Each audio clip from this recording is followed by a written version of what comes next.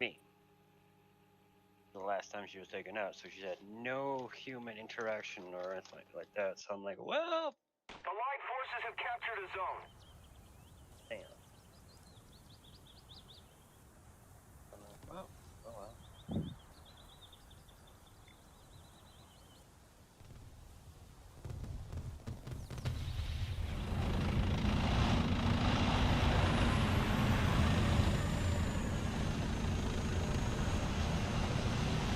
Attention to the designated grid zone.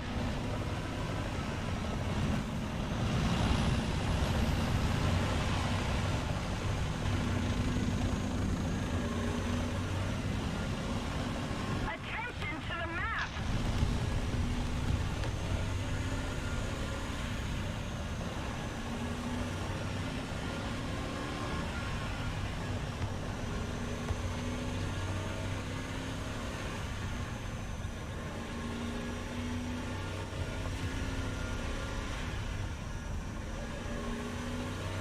Who won him?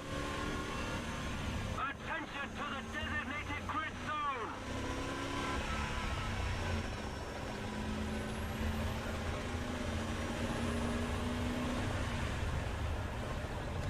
Attention to the map. Attention to the designated grid zone. Enemy forces have captured a zone. Attention to the designated grid zone.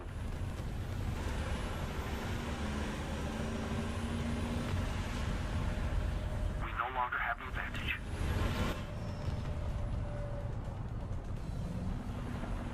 Cover me.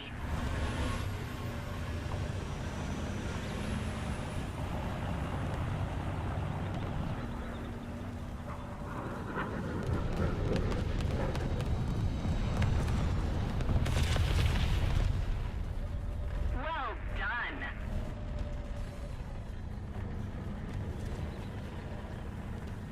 Attention to the map.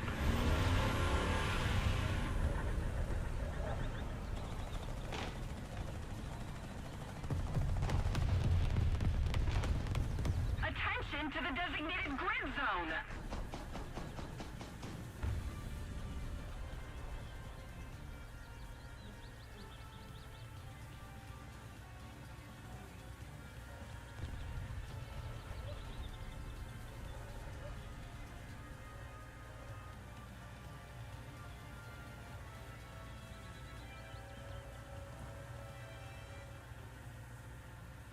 Allied forces have captured a zone.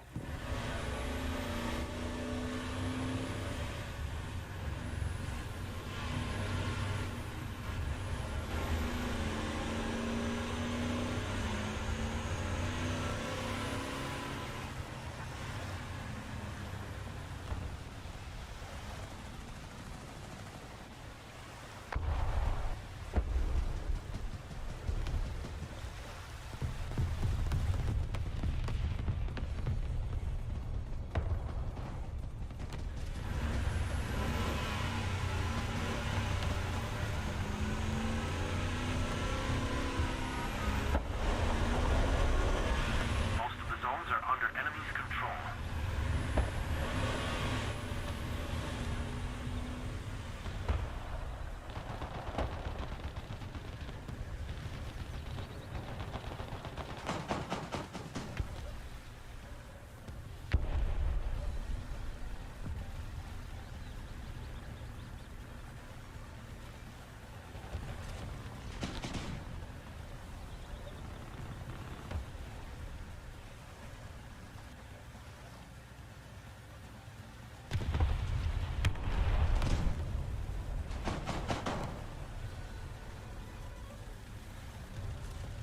Cover me.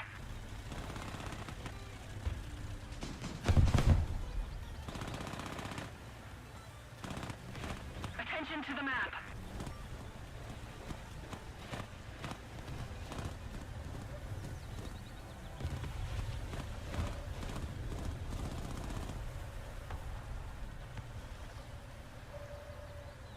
The enemy controls most of the strategic zones.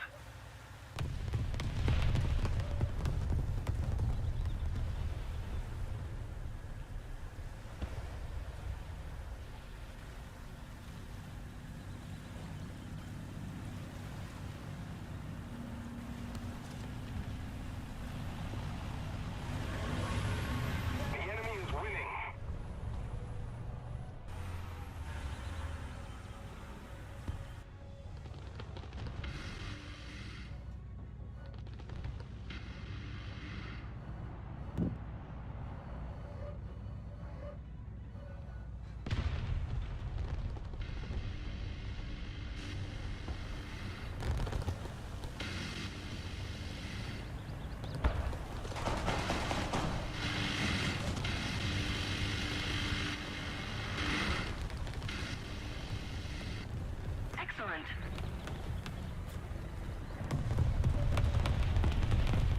I'm sorry.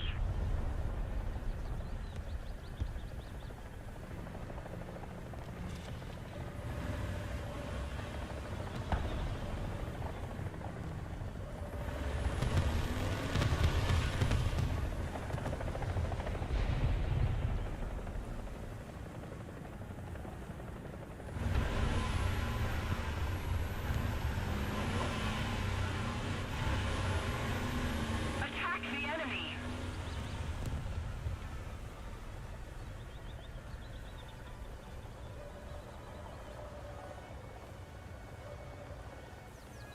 The enemy has most of the strategic zones.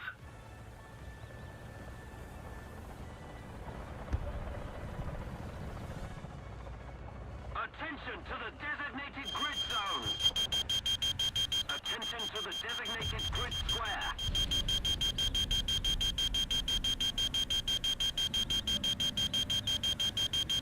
Attention to the map.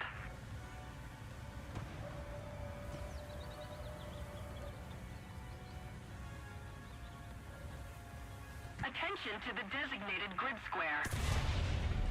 If we don't do something fast, the enemy will win.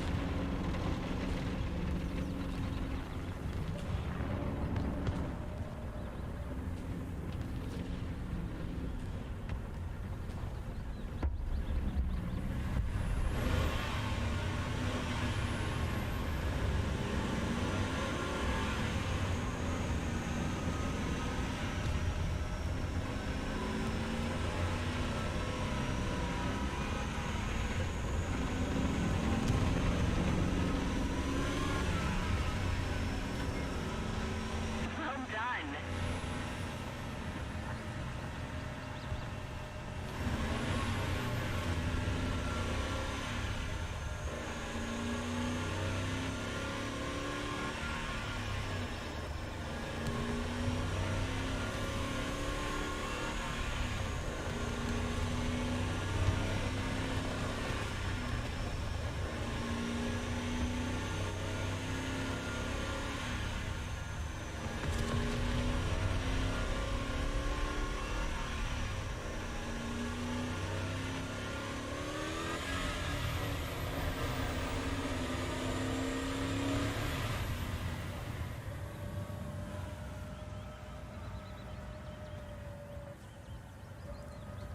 If we don't do something fast, the enemy will win.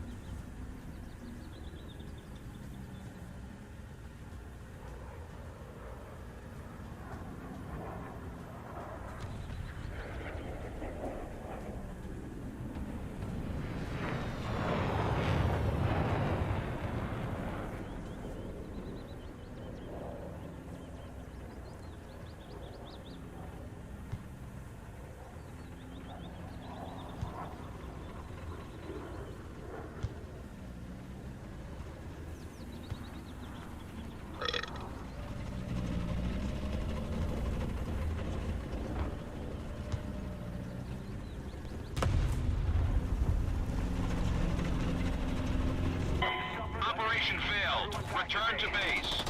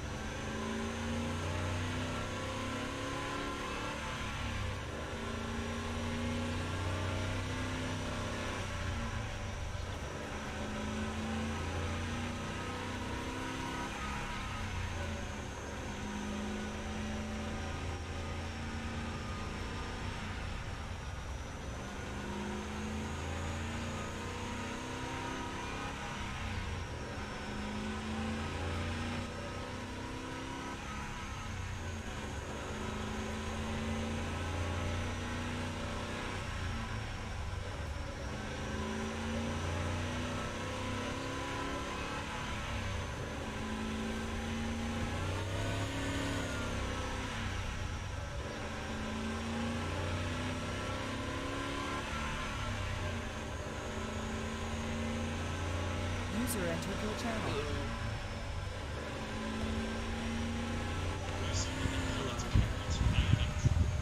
I was watching the death stream for the next War Thunder update. Turns out the scout drones aren't going to be very powerful. That's what I expected. Yeah, they aren't giving. None of them are getting active scouting, which was the big worry. Allied forces have captured. What do you mean a big worry? I was looking forward to that. I get fucking sick of being sniped across the map because I can't see a guy hiding in the bush outside his spawn. I'm talking like active scouting where they can make you pop up on your mini-map, ruining, attempts to do stuff like flanking. Well, here's the thing: is those little scout drones end up getting shot down very quickly. They're slow and they're small, but they're not like that small. And Yeah. people usually machine gun them when they see them, or missile lock on them. Yeah. Well, That's what happened back in the event for it. Yeah, a lot of people were pretty worried with the update. I've known people who were worried that they'd get active scouting. Just deploy them at the start of the game, just mark the entire enemy team, their spawn, and then go and take out a plane. And they just ground pound for the entire match. That's that's what people I knew were worried about. Although looking at the death stream, it's gonna be a lot easier. It's also gonna allow for a lot easier dealing of helicopters. well, not trying to insult your friends or nothing, but It was a bit of an overreaction. yeah, a lot of people overreact to a lot of things because they don't think about the practical reality Yeah. or things for what it is. Although they are going to be really good for fighting helicopters, the scout drones. After all the years that I've been in War Thunder, they've always been consistent with quality and how things are implemented. Even the last man standing mode, which I loved very much, even that was very well done. But because people were idiots, they're like, it's overpowered because I don't know how to shoot. It's like, well, then you don't know how to shoot. That doesn't change anything, which it didn't. You know what that is, right? You know what the last man standing mode was, right? Nope. Because I only ever played RB or arcade. No, that was in all modes. It's gone out of the game now because people that didn't know how to play the game bitched enough. I used to be very active in the forums back then. All right. That's how I know a lot of this stuff, because I used to go spend hours, days scrolling through the forums, seeing what people were talking about. I even made some forum posts myself for some suggestions, like making a mode where it's just tanks. Yeah, I would play a game mode with no cast. I would play until I die. Well, I was doing it from a place of ignorance. To some degree. Well, I hate cast, so I'd totally be down for that. I'm actually fine.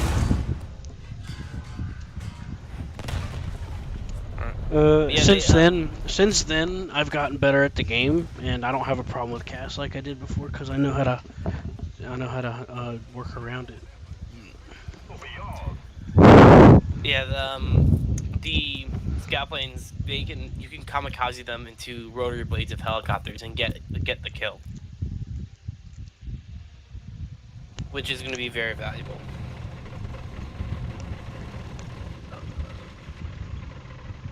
Mainly because it means that people can no longer KA-52 camp. Because now every light tank can just sit on a point and basically become a SPAA for helicopters. Which I think is, again, going to be very valuable. Well, these are things being blown out of proportion. Now, it's true that KA-52 players do take advantage of being in the air, but they can be shut down by planes and missile space that people just don't use.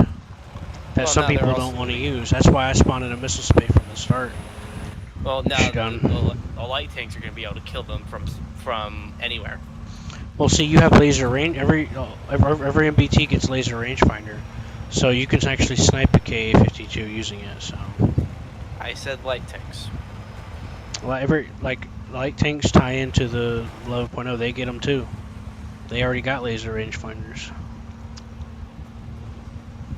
I'd still rather sneak up on a KA-52 with a drone that they can't dodge compared to, you know, firing rounds at them which they can see and dodge.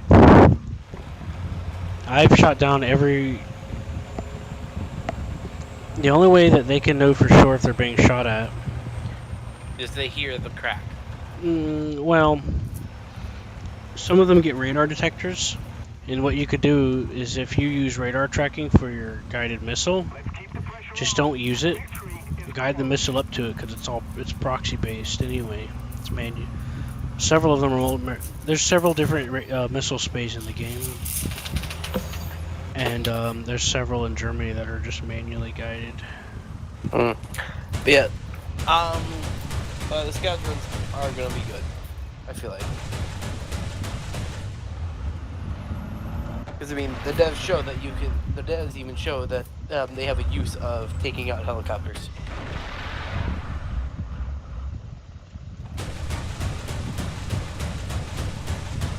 The devs literally went on stream on their dev server. Flew one.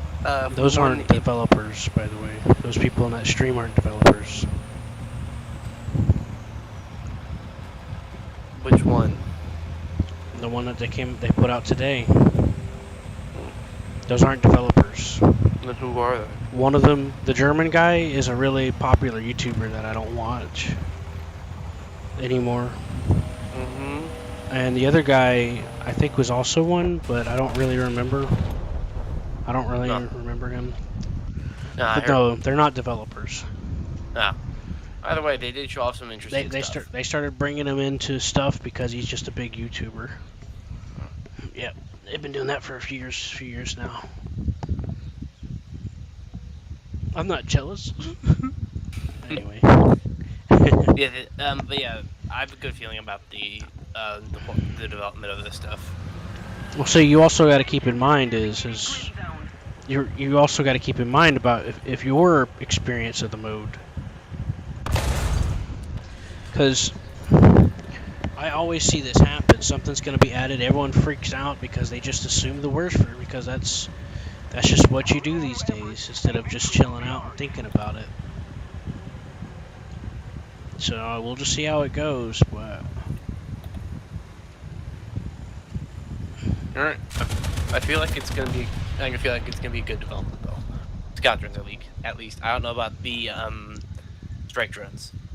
Yeah. Those I'm still sketchy on.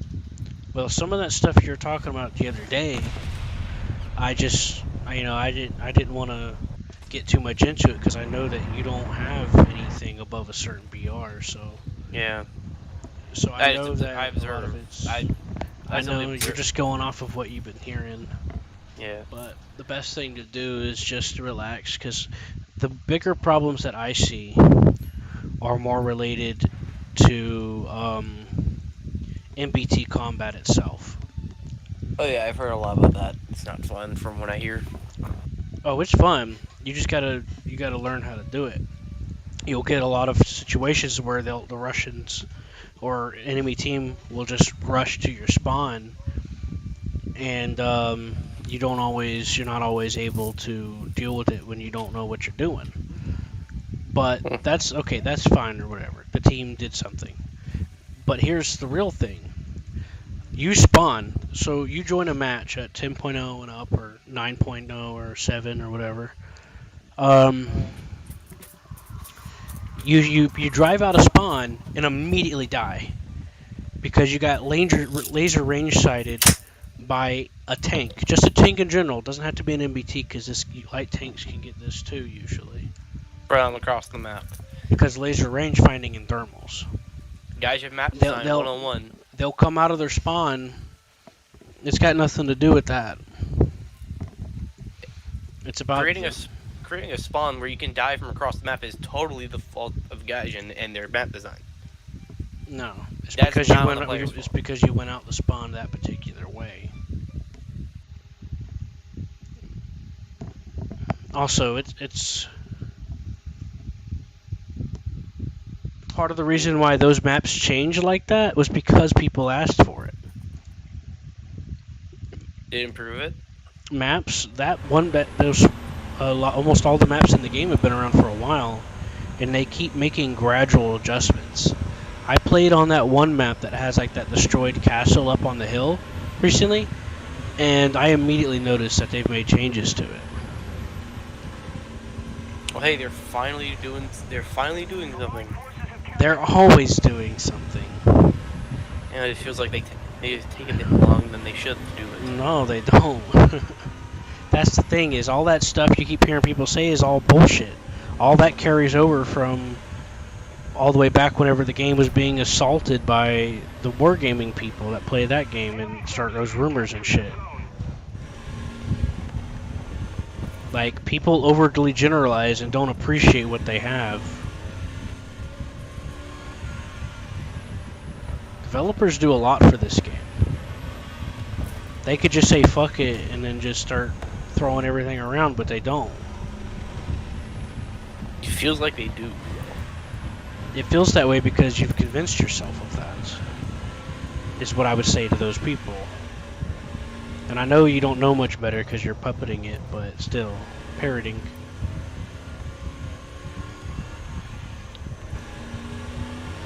So in the last man standing mode, what would happen is if you had one crew member left and he didn't die and the tank wasn't a completely mangled mess.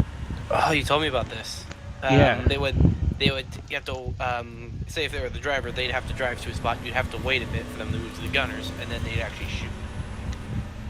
Yeah. Usually the last person left would be the driver. And if you wanted to shoot, what you would do is you'd have to hold the fire button and wait 30 seconds for the bar to fill up for him to switch to that position before you could use the gun. And that's in the vehicle's current state, by the way.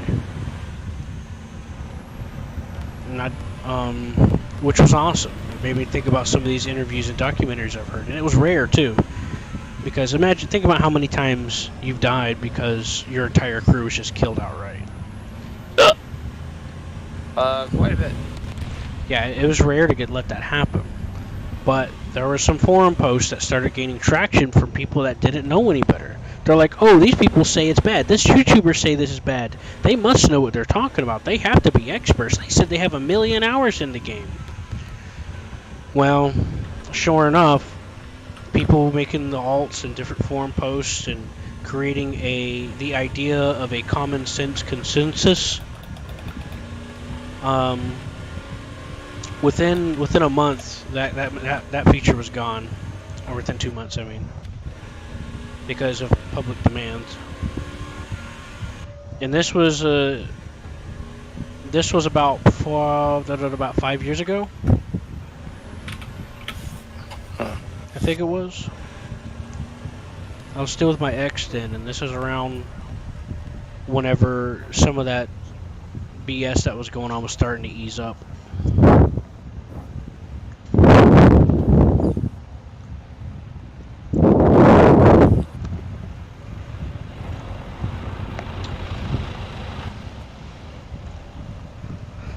But yeah, that guy on the dev stream, the German one, he's a popular YouTuber.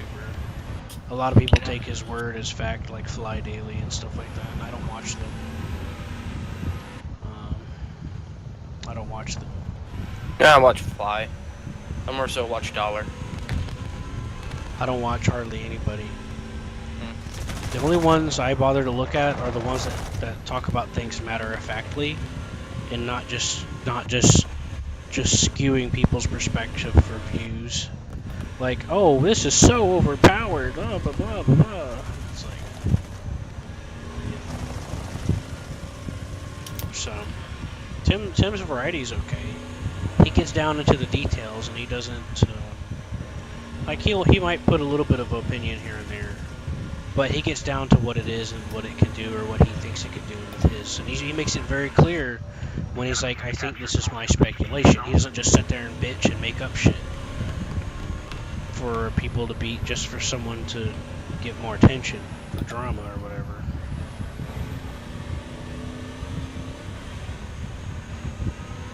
Now, there are sometimes where you get some information wrong. Sometimes he'll pin a comment about it or mention about it in the video afterwards. He's okay.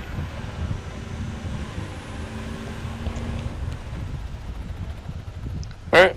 There's another guy I like. He's not a War Thunder.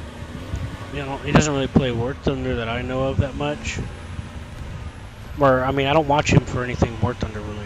He's called Greg's Planes and Automobiles. He'll go down into a lot of details about planes, all the way down to their engine makeup, and you can learn a lot of stuff from him about the real life stuff.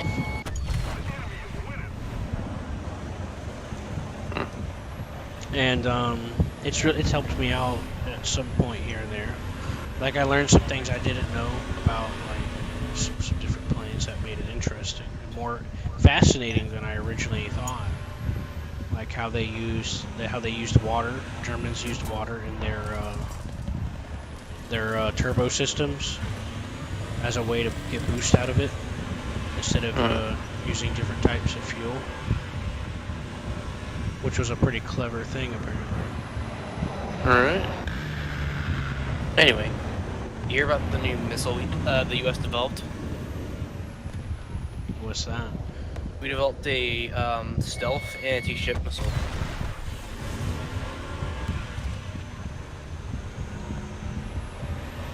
It's an airborne launched cruise missile that that flies close to the water and has stealth capabilities. How close are we talking? Because a lot of them already, there's several that already fly close to the water. We're talking within like similar range of the harpoon, so like 10 to 20 meters.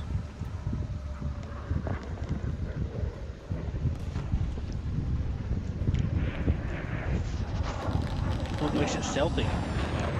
The design, they designed it to have stealth characteristics. So they put like rubber on it and shit? I don't know what the materials are, but they use like when they designed the casing for it, you know, the wings and all that, they designed it with radar avoidance in mind. It's not 100% stealth, but it can reduce the time it takes to be acquired by radar. Okay, that makes some sense, I suppose. The idea is that you deploy it, it flies close to the water, and it will.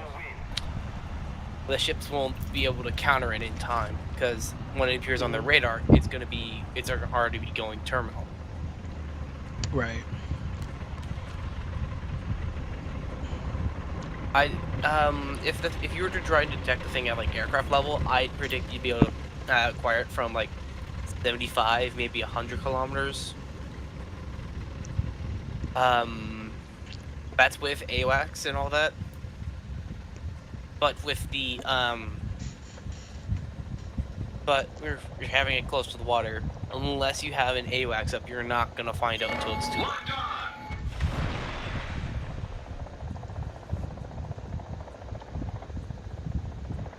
And the beauty of this thing is it's airborne. It's air launched, so you don't have to have a ship in the area to do it. You can just load, you know, 2 of these onto You can launch a strike mission, load 2 of them onto every F-18, and suddenly you basically sink a fleet.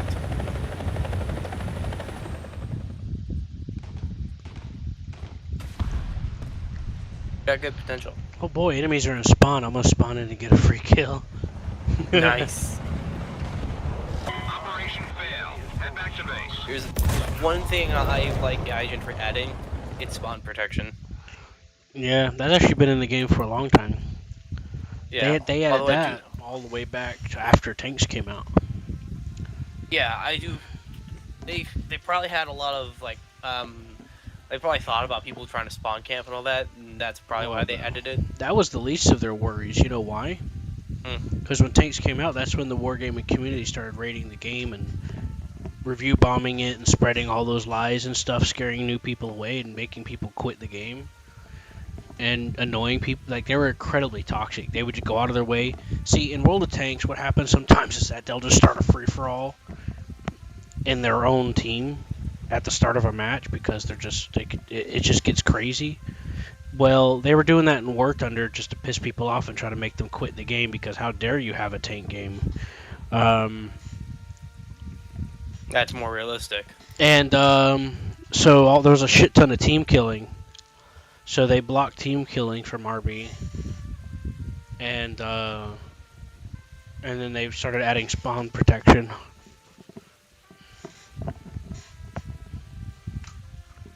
Which, to be honest, was a good move. Like it got so bad that I seen people like 'cause sometimes what they'll do is they'll start shooting with the machine gun first and then they'll shoot you at the spawn. I've seen people get so ticked off because they were pinged with a machine gun at the spawn of RB because it technically counted as hit even though it did no damage that they would J out just to give the guy the team kill because they just got so fucking fed up with people team killing them at spawn. And I did that once myself too. But the guy actually shot me though. And just kept going like it was no big deal. Shot his tracks off and Jade out. Yeah. Now you just shoot each other for fun. Yep. Well, It's like, oh hey, look at you, blam. the other annoying part about that is, unless they fixed it, is that if you shoot a teammate, and if they're using a bush or a covering, it'll get damaged and like brown. But I don't know if it still does that. I haven't seen that happen recently. But it used to. About maybe a year and a half ago, up until. I wasn't able to get on the game for about 2 years. When I came move to Florida. There was a lot of events I missed out on. Yeah. Yeah. I had a login for a few years straight.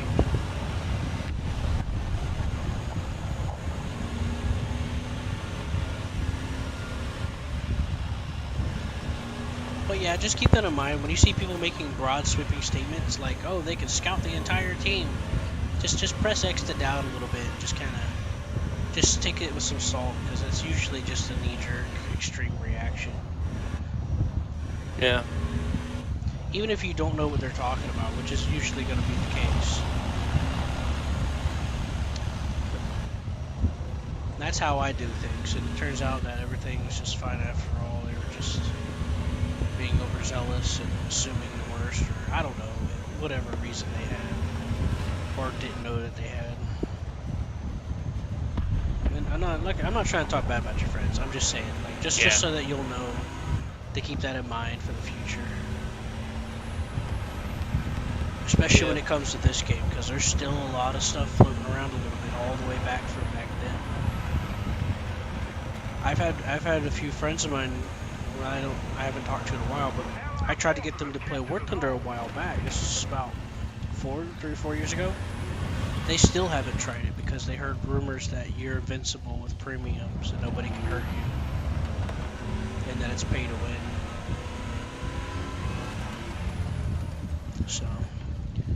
So yeah, just be mindful. With premium rewards, even at low BRs, it does feel like it's a bit. You pay money and you get paid a lot. Just be mindful of aggressive insistency, and broad sweeping statements, and then you'll mostly be okay when it comes to a lot of situations in life. Like, I'm not saying to just assume that they're wrong, but at the very least, don't assume they're right either. One of the worst things you could do is take up a cause for something you yourself don't fully understand.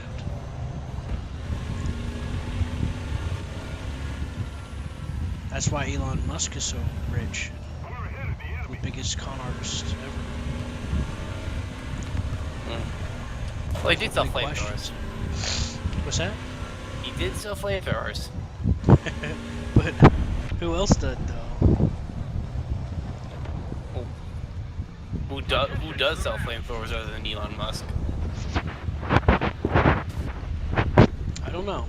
I've never looked up people selling flamethrowers, but I do know that other people have sold them before. Plus, Elon Musk is basically a walking meme now. Well, he's a meme because people think he's a genius, but he's not. But yeah, you're not wrong. He kind of is in several ways. And plus, he named his tunneling the company uses for tunneling, the Boring Company. That's not his company. That is. That was a company that he contracted to do it for him. Which never was finished because it was a scam. Enemy forces have captured a zone. But yeah, that is a funny name though. People also try to say that he made PayPal, but he didn't. He worked at PayPal briefly, and they fired him because of incompetence. He wasn't able to do what he told them he was able to do. Then they fired him shortly after.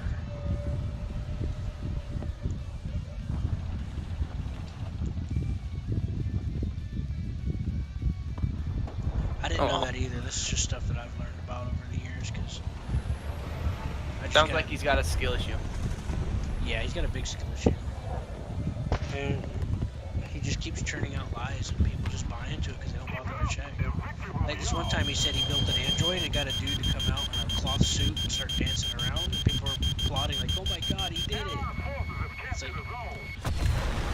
like people just don't question things hardly. He says it's like, they say they're the experts, so we just assume they are. It's like I've seen people get... What's up? You hear about the Artemis 1 mission? Which one's that? The Let's Return to the Moon project?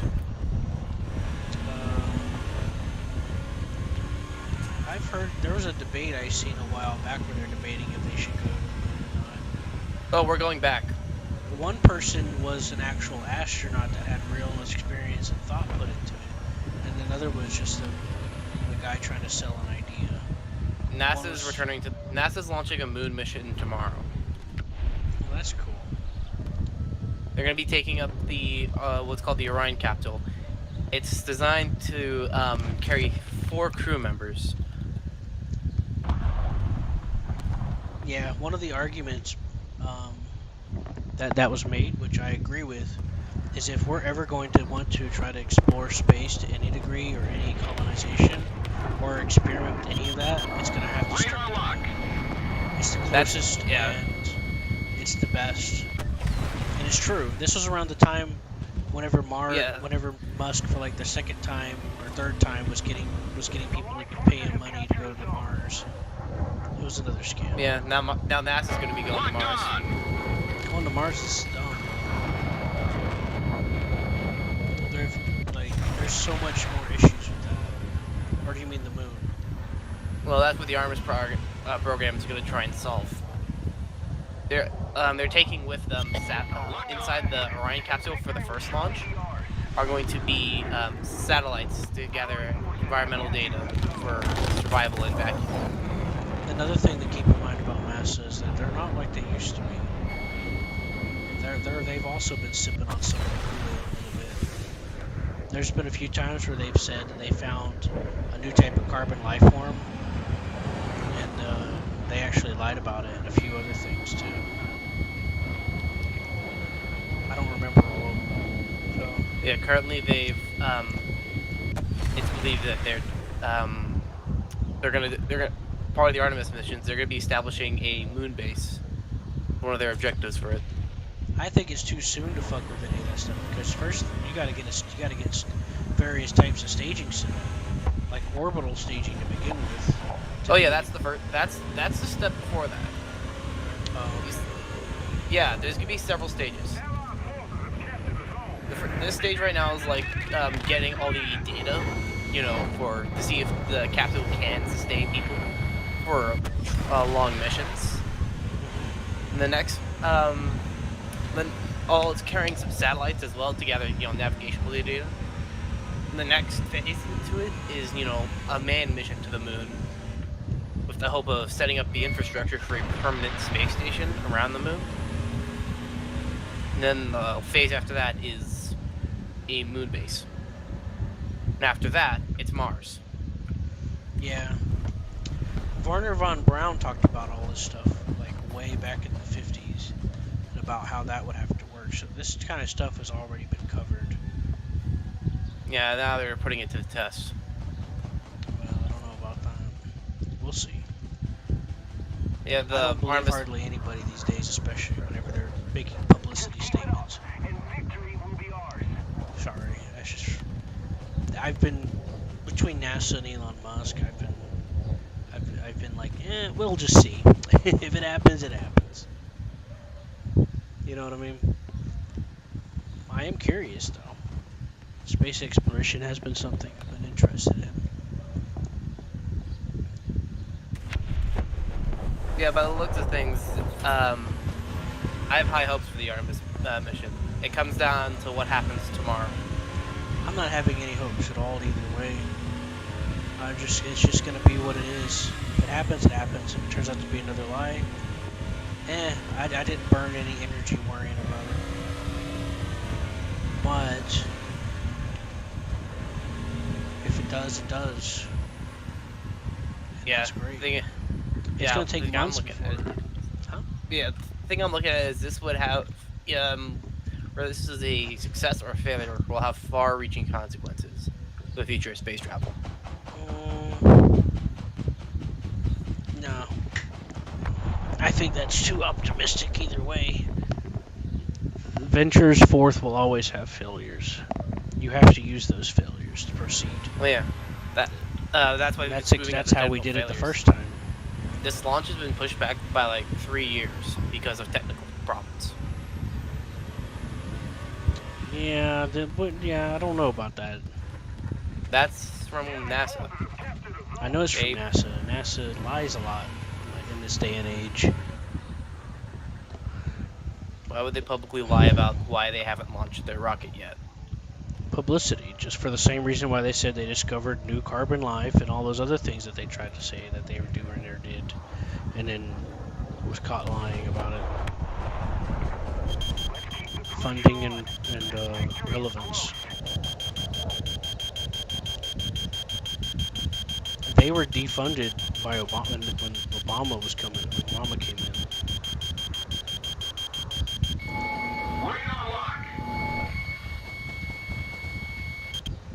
And Elon Musk has been doing stuff that they did and did better and taking credit for it. You know, and lying about it too. And lying about doing things as well, because some of those things he claims he didn't do either, but that's a side point. And Well, people... I have high hopes for him. Well, for the mission. Yeah, awesome, always. Hopefully they really did have it set up for 3 years. I don't remember hearing nothing about it before. But if they did... It hasn't been really publicized up until recently. I think there was a big publicity campaign like during 2020. Because that was the first time I heard about it. I heard whispers from like my childhood that there was plans to go back to the moon in like the 2020s. But that was like from a McDonald's. That was from a McDonald's Happy Meal. No. And that I did hear about the Orion capsule, which is what that they are was, taking up to the moon. 2020s was whenever, like for the past 2 or 3 years from the 2020 was whenever there was a lot of people saying, and Elon Musk and people trying to sign up and pay money. This billionaire put millions of dollars into to Elon Musk to try to go to Mars, and then NASA was talking about it too. I remember that, but I don't remember the moon thing. Yeah, I remember. It was literally something I pulled out of a Happy Meal when I was like 12. It was a card in it that talked about the Orion capsule and that they were planning on taking astronauts to the moon in like 2023. Oh, okay. I need to refresh. This has been in the works for a long time. And they've developed the most powerful rocket in the world for it. It's just that in the past few years they've had technical issues.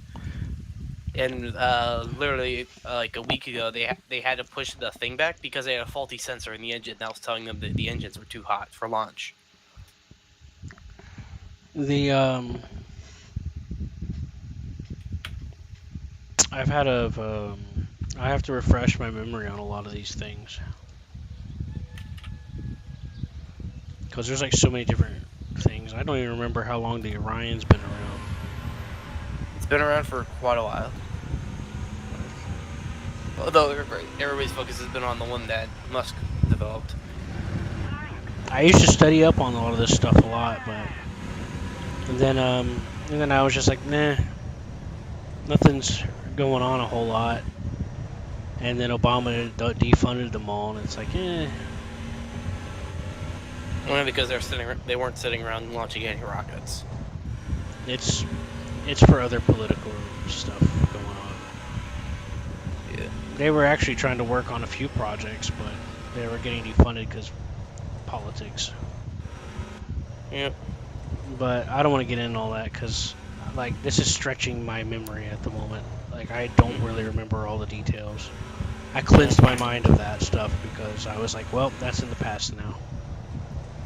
Yeah. It'll be interesting to see what happens, though. I had more stuff to worry about, like sexual harassment and stuff like that at the time. Oh, fair. Sorry. Yeah. Because those cultists be taking over everything.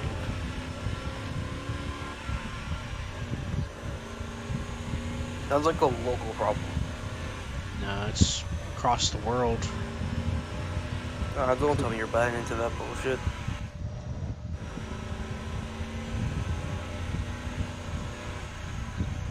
I'm not gonna get into that because I don't think you know what I'm talking about.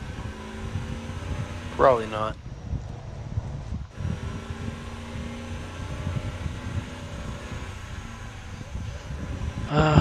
Maybe when you're a little older, I don't know. Bro, I'm already 18. Oh, I thought you were like 8 years old. We're, Nah, I'm just fucking with you. Our victory is near.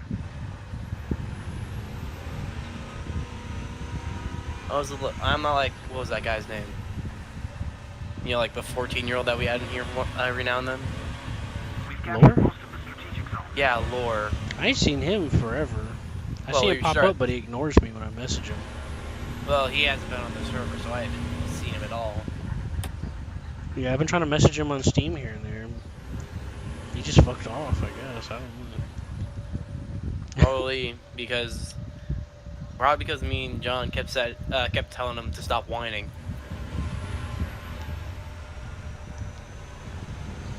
I don't know. That wouldn't surprise me.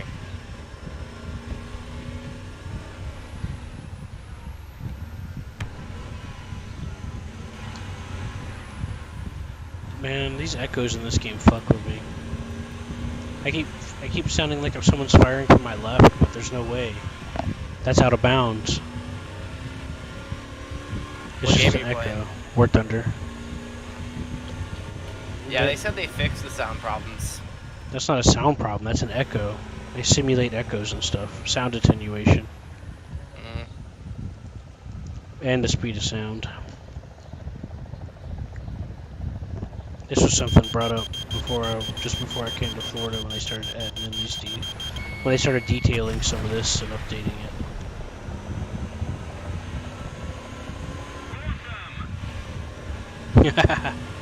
Got him.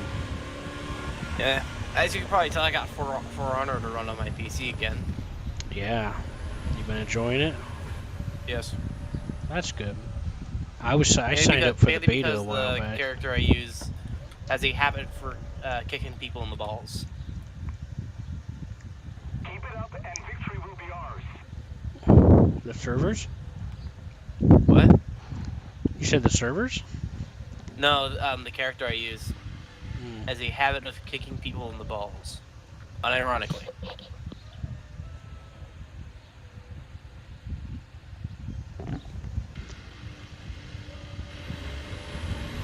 When used correctly, it is kind of fun. Yeah. I never actually got the game. I signed up for the beta years and years ago.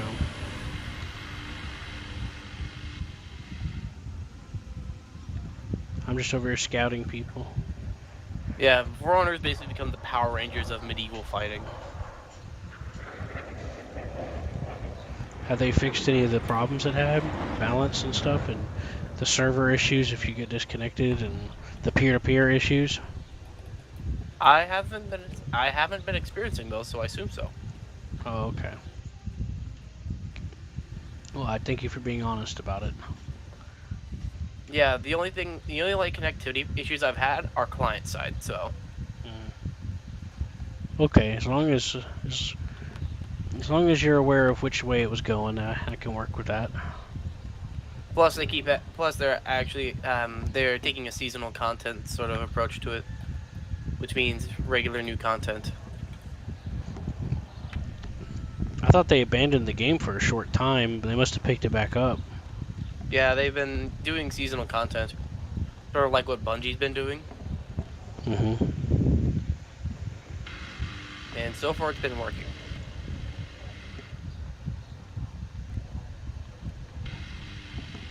I was playing 8.0 with Seth and John the other day, and I have the minigun, American minigun spay. Oh, the LAVAD. John, no, the M163, and it scared John the first time he heard me use it. The bird. Yeah, he's like, "What the hell?" It freaked him out a second. He's like, That's my Yeah. gun. "Yeah."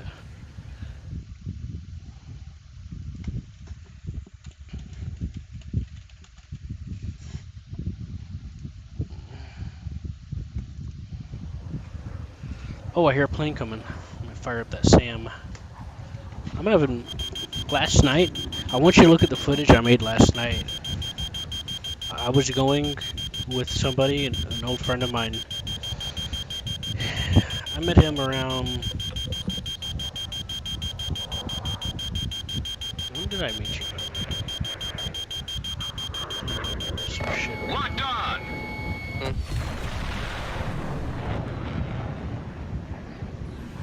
Radar lock. It's because I don't feel good.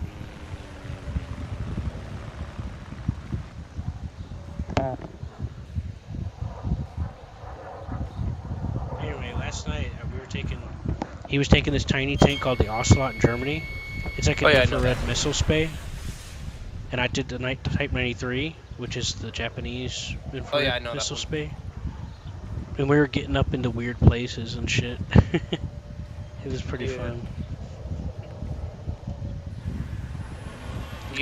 He took the took the Minecraft cat. You took the the Mario Kart. What? The Minecraft cat. Locked on. Minecraft cat. There's a thing known as an ocelot in Minecraft. Unironically. Well, I play Metal Gear Solid, so I know of a revolver ocelot. And then you took Mario's go kart. To be fair, an ocelot is a type of cat, so. It is. So, I mean, and it's German, so. It is Puma, entirely leopard, you know. Leopard, Puma. German.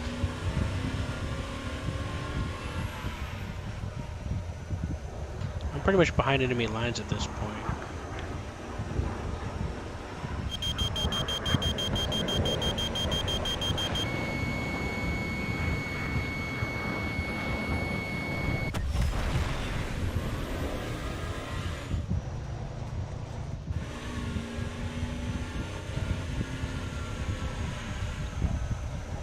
I thought I shot that helicopter down, but apparently not. That's unfortunate.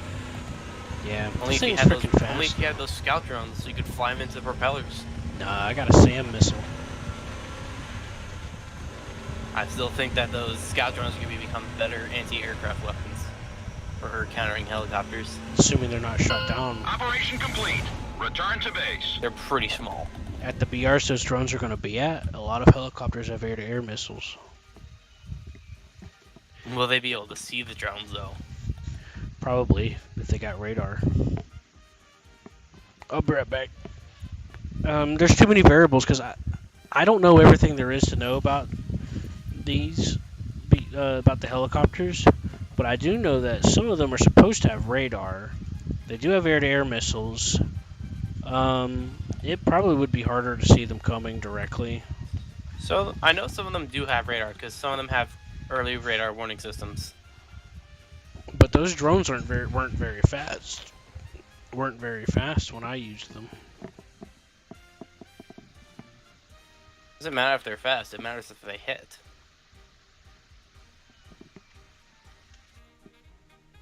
It matters if they can evade detection. You know, they can evade the eyes of the player behind the helicopter and then hit the helicopter. You know what I used to shoot down helicopters? I spawn in a prop. Uh, The jet works too, but it's easier on a prop. just fly up behind it and just blast it. Yeah, I mean, it's a simple concept. Instead of flying through the middle of the map and getting shot down and/or shot down by the helicopter, here this is a novel, advanced idea. Go around. Mm-hmm. See? Now that's how you think. I'll be back.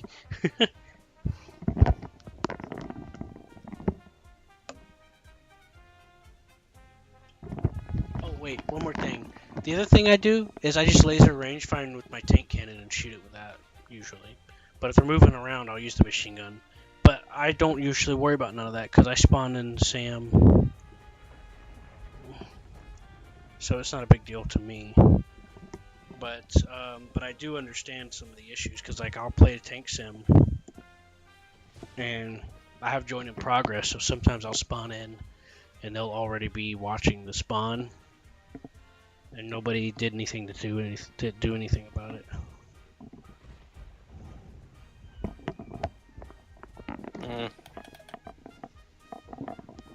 They're not as bad as they felt originally, but whenever I realized the other factors involved, it wasn't such a scary thing. But it can be hard whenever you don't really understand it. A lot harder. That's why 11.0 and like more when you get to the modern era stuff, it's like a whole new game. You have to learn like a whole new way of doing things. You have to learn a lot about different systems.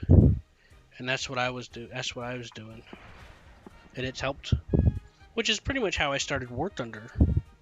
So that's why, like, there's no point in gatekeeping because everyone has to learn that whenever they get up to that point. Either way, every premium in the game is never better than its tech tree counterpart. BMP2M. And it's always niche it's niche to some degree, to where it might suit a certain role, and it works best in that role, and that's really about it. BMP2M. It's a BMP. But it's got 4 missiles. The BMP-2, but with 4 missiles. 4 modern missiles. That doesn't change anything. If anything... That changes a lot, actually. No. The 4 missiles? It doesn't. How does it not change compared to the basic BMP-2? Alright, hold on.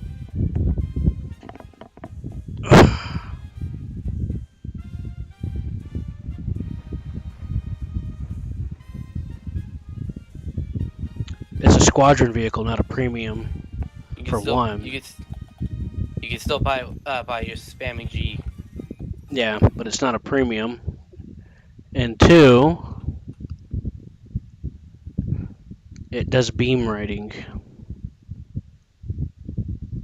It's 9.3, which is okay, fine. It gets... User entered your channel. It has...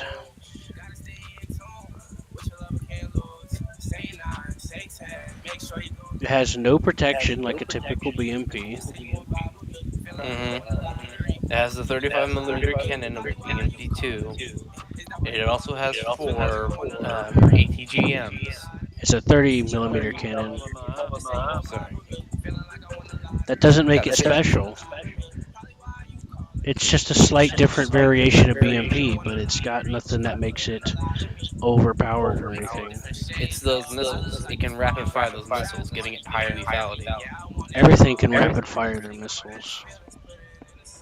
Last I checked, an IT-1 needs to reload. Uh-huh. Well, the Rakuten Jagdpanzer HOT does too, and that's 8.0. I just fought one in that battle I was just recording at 10.0, and it was kicking people's asses. Even though it only has one rocket and it has to reload the entire rocket, and I have that tank. That's how I know. It uses those rockets that they just discard the casing after. It throws the casing out and then it brings out another one. But you have to reload after every shot, and it gets 20 ATGMs. The BMP gets 8. Compared to the standard BMP, which gets... Which standard BMP? BMP2. Okay, the BMP2 at 8.3, which is a big difference to 9.3. And this is with realistic battles. The BMP2 fits into the 8.0 area. It gets 1 ATGM on the top that has to reload. Guess what else has to have an ATGM on the top that I just mentioned? The Rakuten Jagdpanzer 2, it's 8.0. 9.3, you're going to see 10.3, which also gets advanced helicopters. It gets missile spays. You also have the Bagel Panzer at 9.3. You also have to do Leopards at 10.0, which have protection against that kind of thing for the most part. Even the Leopard 2AV at 9.7 that just came out in the event is that. Then you're going to have, and like, just going into Britain, 8.0, you have Bradleys and things of that sort, or variations of them. You're going to have, but at 9.3, you're going to have to deal with Challengers, Rudicats, Oliphants, Challengers, whatever that TTD thing is. And then you're also going to have to deal with other missile space that can also destroy you. Whenever I at 10.0, the Flak Wreck Panzer 1, I can take the Roland and slam it into a BMP and kill it. And I can rapid fire it, I think. No, I can't. That's different, because it's wire guided or something. Or fuck, I don't remember how the fuck that works. But either way, I can still destroy them in different ways. 9.7, you have the Leopard 2K as well, 2A4. Let's see what America has. You got the Abrams, another Bradley. You got all these different things that are factors that can kill it very easily. But none of those are counters to it. Everything is a counter to a BMP. Almost all these vehicles have spaced armor and protection against these kind of things. In fact, there's several tanks at 10.0 that if you just look at the missile coming at you, it'll just detonate it because it has those disruption mechanic things on them. And Germany has one too. It's called the Puma from 9.3. What a coincidence! The Puma has the active protection system. All it has to do is look at the missile, and the missile self-detonates. And there's different versions of it, like the shrapnel one. Israel gets the Merkava at 9.0, and that's covered in those active protection systems.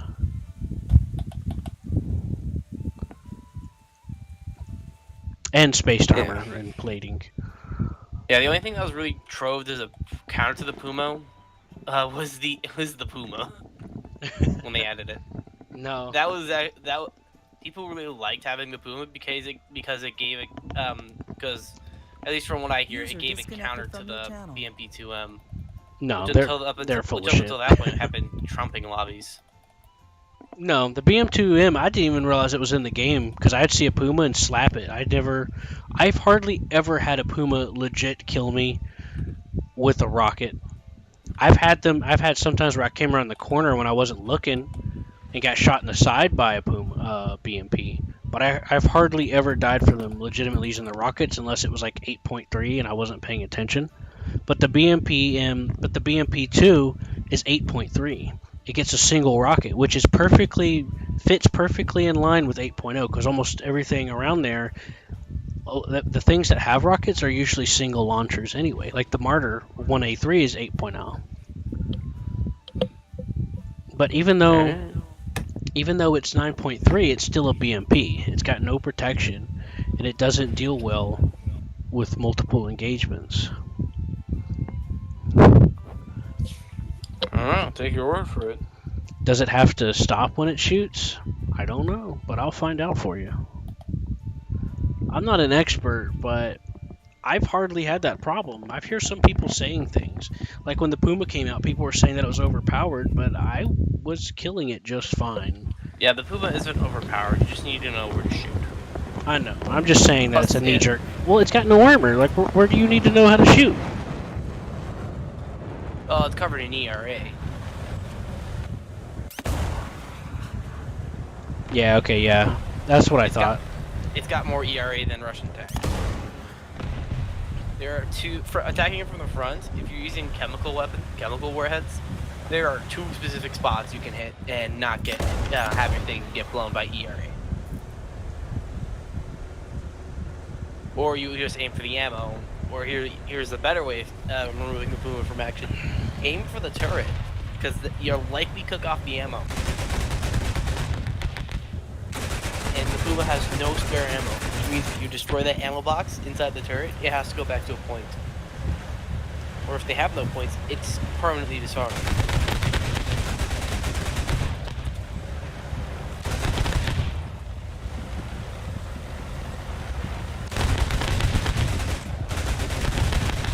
And there's also the fact that people are complaining about the Puma's open space in the back, which obviously acted as space armor.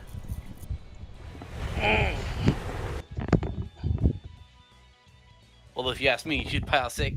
Although if you ask me, in the back of IFVs, you should pack 6 extra crew members in the back.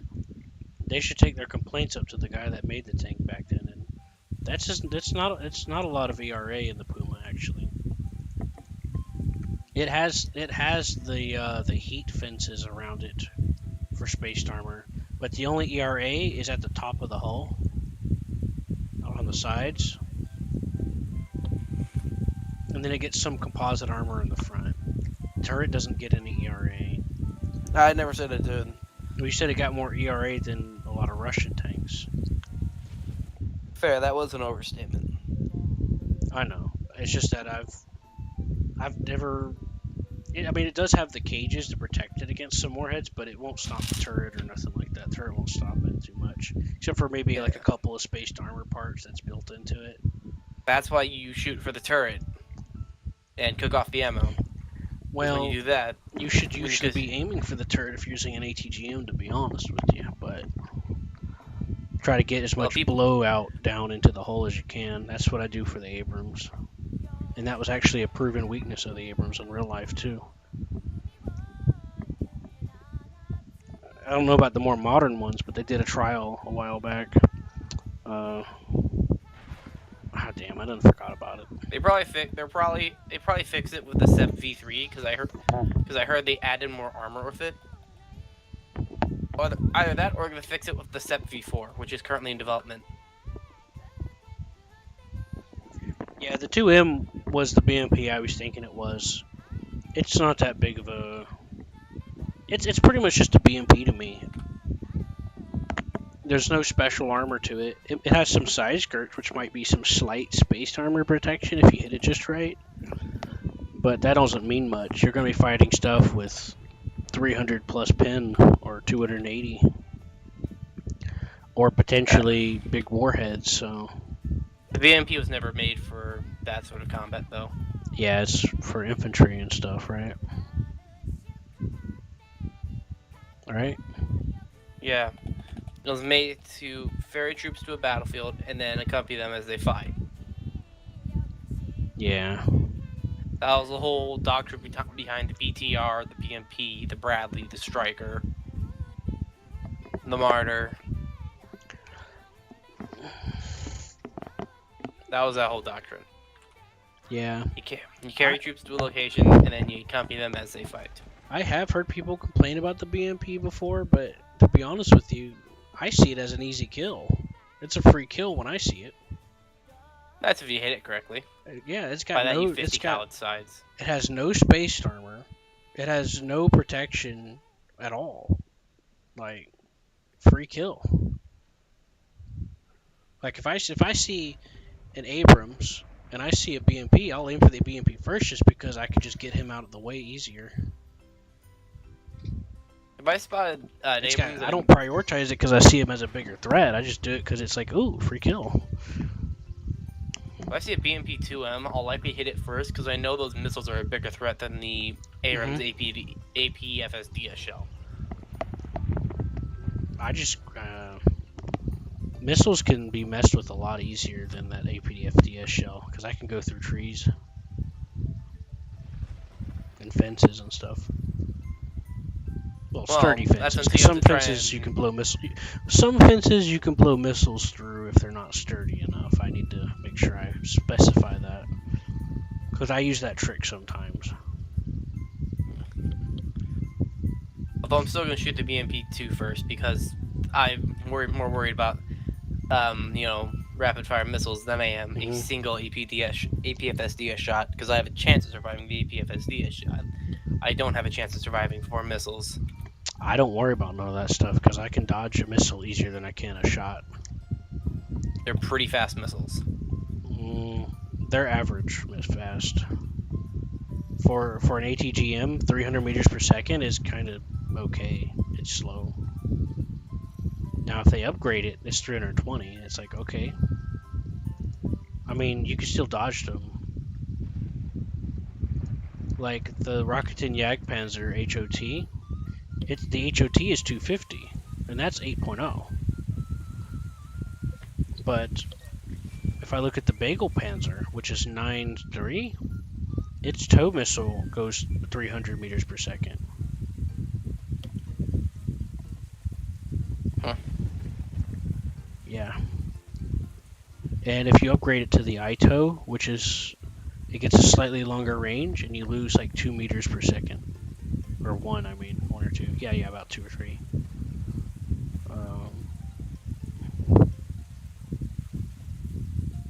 Then you get more explosive out of it, I think.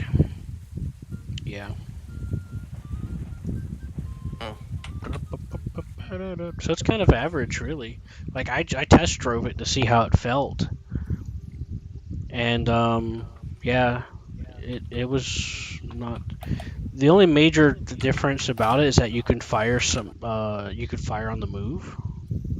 But that, you still have to aim it properly for it to work when you're moving.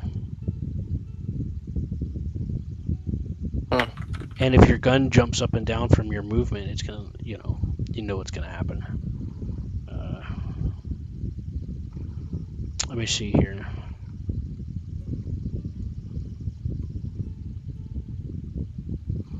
Then it's beam riding, so that's interesting. And it has a good range on it too.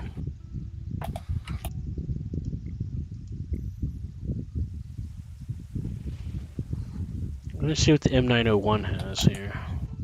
Oh, it's also an ITO, so it's the same. Let's see here. Now you got me thinking and curious about some of this because I didn't think twice about it. I just know from the gameplay what I value, All right, so the Bradley at 9.3, the TOW 2 is 330 meters per second. The TOW 2B, when you upgrade it, is 309 meters per second. But it's one of those. So top down. Yeah, it's one of those that when you get the TOW 2B, when you upgrade it on the Bradley, the M303, You can use the upgraded missile does that jet stream explosion downward thing, which is very powerful when used Top well. attack. Yeah, which is very powerful. That's been the U.S. missile doctrine since like the 80s.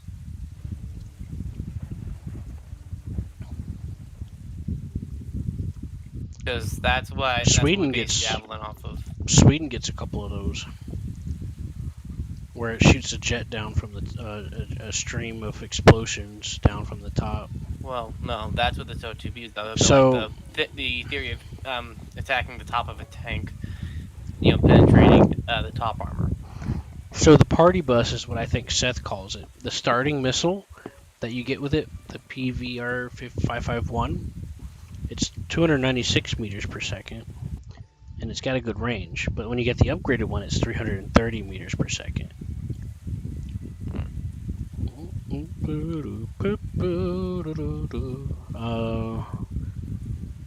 The 9040 Bill at 10.0 uses the top-down attack kind of thing, 250 meters per second. It also has ECCM protection, so that's interesting. The UDES 533, which is 7.7, which is basically just a tow launcher. It's 299, which is I round up to 300 meters per second. It's a RB55 is what it calls it, but it looks like the guy's just got a tow strap to the top of it. There's literally a guy that sits outside the tank holding it. It's funny looking. Yeah. Sweet. Then you have the USH 405, which One has, second.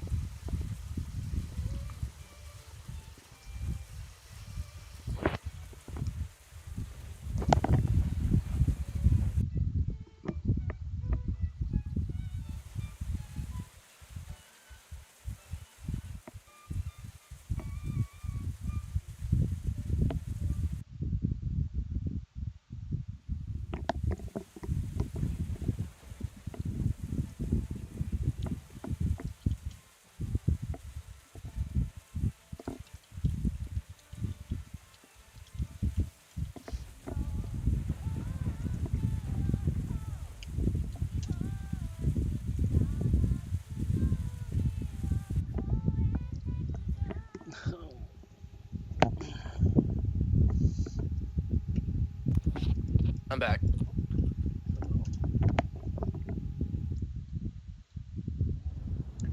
there's this other vehicle, this really interesting vehicle in Sweden at 7.7.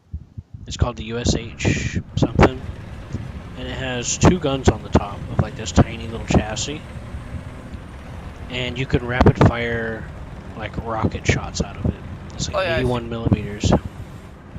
I've seen people complaining about that recently. It's a very, very niche.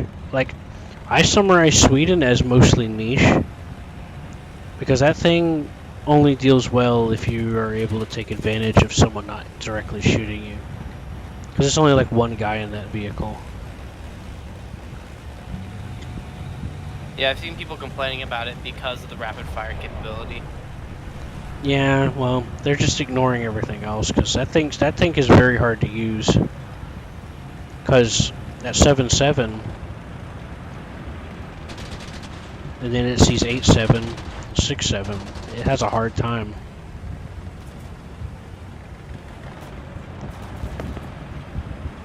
Enemy forces have captured a zone. Seth tries to use it, and I watch him. And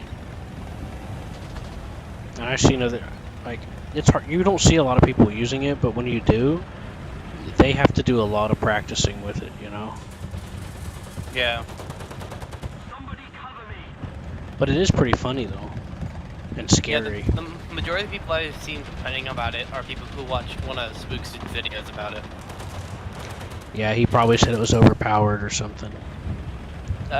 He didn't distinctly say it was overpowered. He said it was unbalanced because of the rapid fire capability. Well, that's the same thing to me, in my opinion. that's unbalanced. Yeah, in my opinion, unbalanced is the same thing as saying that's overpowered.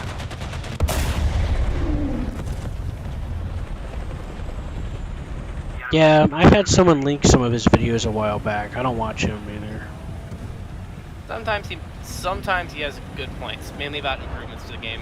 He might have some ideas in theory, but maybe he does.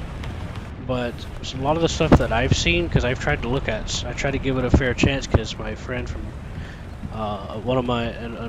someone I used to talk to kept linking me stuff. And I guess he just wanted me to talk. I don't know. I guess he just liked hearing me talk about it or something. Because like I'd see the video and then I would get stressed because all those memories and stuff would get brought back up. And then I'll tell him why he was misconstruing something, or I mean, not misconstruing, but maybe misunderstanding or singling out one thing. Yeah, he's commonly seen as one of the more critical, one of the more critical people of Gaijin. I don't watch him. I feel like he's about the same as flying them. Everything's always too overpowered. It's always, they take out one little detail and be like, oh, look at this, and then he gets attention because a lot of people that watch those videos don't understand, and they're trying to learn, and then they're getting told that it's got nothing to do with them. It's obviously the game's fault when it's not true. I've seen this one video. Yeah, he does have some of that, but again, sometimes in the off season he has some. It was a big criticism that he actually had a point on was the economy changes that recently. The more recent economy changes. You mean the economy changes that are pretty much resolved now? Well, Yeah. those happened because people kept bitching because of people like him. Or not him, but I mean like people doing YouTube videos and stuff saying about how things are broken. One of the biggest... Spookston never complained about the economy up until that point. Well, he did once, and that was the lack of silver lines people had. Like, one of the biggest things I've seen circling around is that someone took a picture. Well, there was a few of them, but this is just one example. There was this picture that I seen of someone playing... Someone played Air Sim.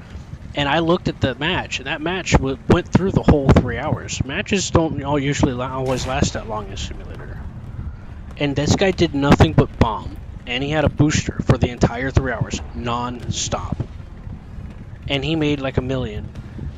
Right, and I saw people making posts about these kind of things, complaining, saying that the economy's broken and stuff, and you know, it's like how dare someone make more money than me? And that's why one of the changes was that they reduced the earnings from bouncing shots and some awards because people were getting pissed that people more skilled than them was doing better. Or some of these people were, I should say. These people that are, you know how I told you that there's groups of people that get together and they don't know any better, so they get convinced, and then YouTubers help parade it around to make it worse.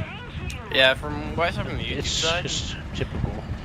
From the YouTube side, I didn't see any of them complaining about it. I've seen a few videos. I don't know if they're still around or not. I have to look them up, but I don't remember if it was related to that specifically time period. But I have heard people complaining about economy stuff. But either way, a group of people get together and they influence a change in the game. Yeah, the only complaints I've been hearing are that we need more money. Mm-hmm. Which Anyways, was one of the videos Spookstone had a point on. We did need to make more. We do. More silver lines is a good thing. Maybe. I've never had a problem making money in the game. I've been free to play all the way up until just recently. No, most people aren't. Well, most people don't have the same skill levels. Well, I didn't have the same skill level either, but you know what I did? I practiced at the game. I learned. I took the time to pay attention, and instead of just accepting the fact that people kept trying to convince me that it was the game's fault and not me, I actually took the time to actually take a step back and be like, okay, what could I have done better? What happened there? We also admit there are some problems that Gaijin just doesn't fix. What do you have in mind? Ghost shells. I've never seen them. You haven't seen a ghost shell. No, not in the past 4 years. That is surprising. Yeah. I Like- get at least one. I get at least one a week. People keep sending me footage saying, oh, I ghost shelled, but when I look at it, they just miss their shot. Yeah. So I have a hard get ghost time. shells about once every week. Yeah. Now, I'm trying to think. Because the only other thing that I can think of relating to it is network stuff. But ever since a few years ago, whenever there was actually ghost shells happening, they did something to try to resolve it, and I haven't hardly ever seen it. And even whenever people were saying they were ghost shells, I had a couple, but I didn't have them as much as some people were saying they were having them. And Yeah, I I still ain't get had them- them since. Yeah, I still get them And I had once a week. And I've had some pretty bad internet, especially recently. Like today, like this past few weeks, my internet has just been dying when it starts raining. Like I disconnected like 20 times today in the middle of a match, and I still haven't ghost shelled. Yeah. Like I've been literally watching my packet loss jump up and the tank drive itself, and I still get to kill people. Yeah. Now Yeah, there is good. one thing that I've been having an issue with. My IR missiles on my SAMs. Well, I've been having a hard time locking up targets properly.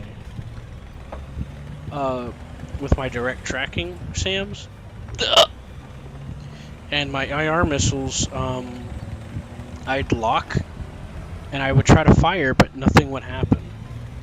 I would see the ammo counter drop as if I fired and then it would reset, but no missile would fire. I have been having an issue like that, but it's not common. But it's been happening here and there. And this has been happening to me, I don't know, maybe a few months, maybe. It's even, I think, I'm trying to remember back, because this happened to me with the Ocelot, too. It didn't always happen, though. But it's been happening for a little while to me. And it happened to me today, too, and last night. Yeah, I mainly have. Yeah, I do have my criticisms. Shelling. I do have criticisms with some things here and there. But if my criticism isn't directly related to someone else's actions impacting everyone else as a whole, I'm not afraid to mention it. But it's not fair for me to just sit there and blame one or all people that are obviously passionate about their project and just point the finger at them blindly and ignorantly. That's not fair. They do a lot of work and research into all this stuff. Like, I've literally studied, in this game, I've studied tactics and maneuvers and shit that I've used in the game to great effect because how well they've modeled everything. That's part of how I came to love the game so much. Instead of being like, the game, fuck it, I can't stand it, it's obviously the game, I took a step back and I decided to ask myself. And I used to watch Fly Daily and all that. And it wasn't helping. And so I started learning about these things and it's really helped. I changed and shifted my perspective. And I realized that that I'm just taking things the wrong way. And I've just decided to play the game for fun. Alright. I've realized and accepted that this isn't like an RPG. You don't build up level points to smack the other guy harder and just let it do it. It's a skill-based game. It's a game first because what you do directly affects you and how you, like, everything you do affects you. How you do the setup, how you plan to do the setup, how you do things, how you learn to do things or get to know your environment or things you're doing or pay attention. All these factors are on you. And I went from there and I just started focusing on having fun. not trying to improve a stat bar or anything. And next thing I know, I'm one of the best players in the game. And then I have a bunch of shit unlocked. And my favorite BRs are like 5.7, 4.7, 4.0, 3.7 sometimes. But I go up to 6.7 and higher sometimes. And I do that for different reasons. Like I like at 9.0 and up, I like to use missile space. And I experiment sometimes. So as I learn and then come back to things later on, it's much better. Like with modern jets, for example. It took me when I made the effort to give them a try and work on it a little bit, it clicked. And now I dodge so many missiles all the time. And it's fun. It's fun for me, But at first I didn't understand what I was doing, so it got frustrating. And then it didn't help that the economy thing got shifted because those people were whining about people in simulator. So then I couldn't take a jet out in the sim anymore.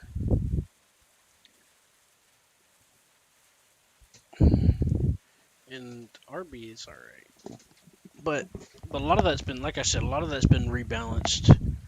They've been putting out little updates since they did that to resort out a lot of that stuff. So a lot of that is pretty good.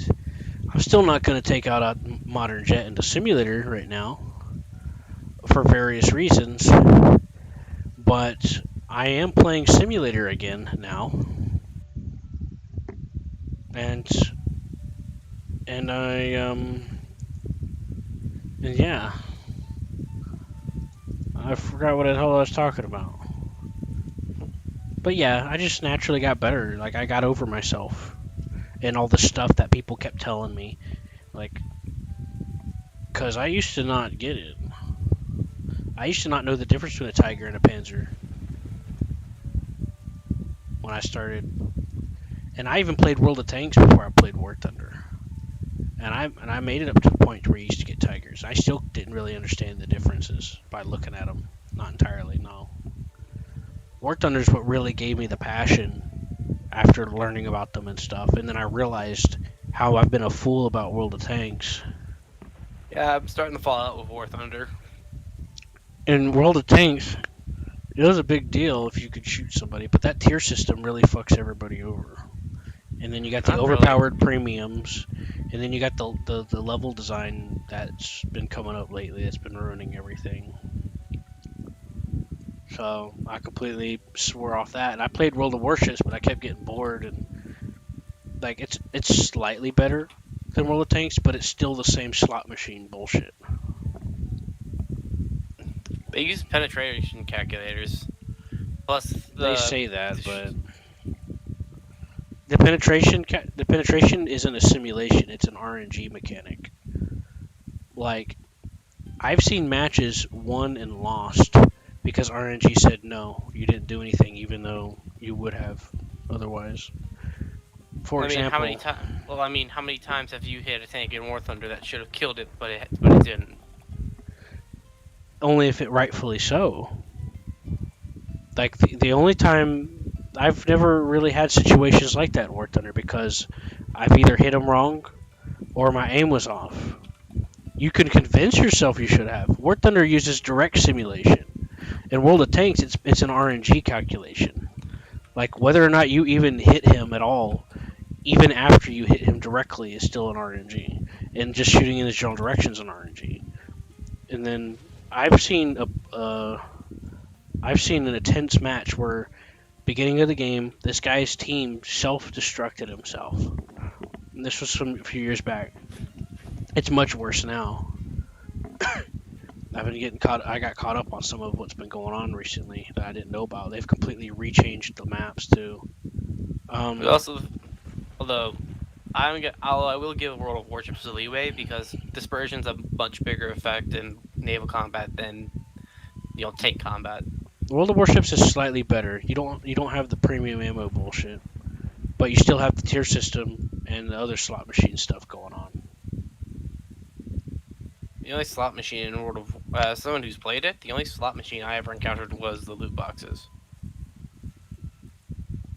Well, what happened was Everything else is just dispersion. this guy's team self-destructed at the beginning of the match because they had a free-for-all. Because from what I hear from the other people that played World of Tanks, even to this day, they make fun of their own community because of how troll they are and toxic, and they like to fuck around and stuff.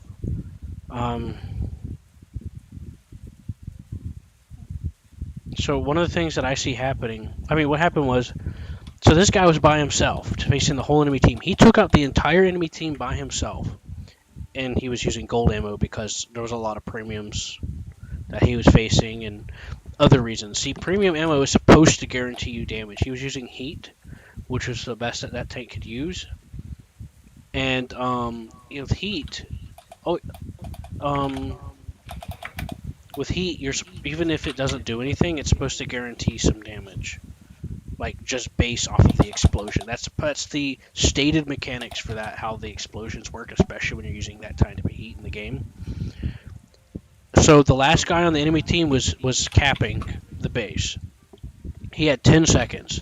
He got around, aimed for this guy's weak spot, which is even more of a guarantee that he would do something to the guy. Shot, it exploded. RNG said, no, you did no damage, and he lost the whole game because of it. And about World of Warships, imagine a German battleship with a lot of secondaries designed to be close quarters, coming at a guy that is in another ship but doesn't have as many secondaries and keeps missing all of his shots, while you as the battleship keep getting citadels into the guy, aiming at the waterline every time. You manage to whittle him down to where he's almost dead while you're mostly at full health. And he's sight on mostly, for the most part. He's sight on enough to where, and you're perpendicular, somewhat. You're at a good angle. He gets one shot, and RNG says that his citadel did more damage than your RNG citadel did, and he instant kills you. Well, the question becomes, how many citadels do you land? All of them. Then he's got dispersion. Then he had good luck with the dispersion, and he's a good shot. No, it's called RNG because he didn't know how to aim. He missed all of his shots up until that point. And we were point blank, by the way. You think he might have just been bad at aiming for citadels and then happened to get them? No, you don't get a citadel unless you get a citadel. That's how it works in that game. There's not like a detailed modeling like there is in War Thunder.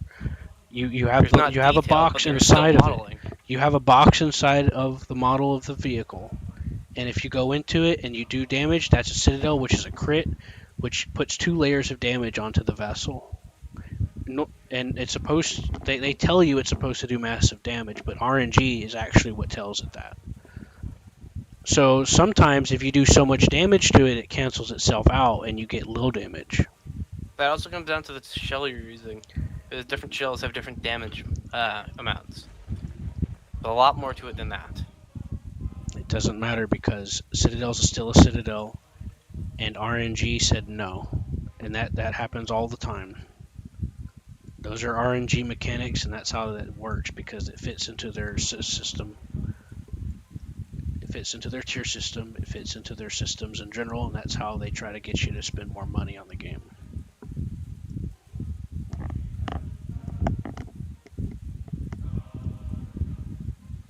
They usually have you spend more money by doing basically what the War Thunder does with event vehicles. No, they're not the same. They actually do that. It's literally the same. War Thunder is not the same.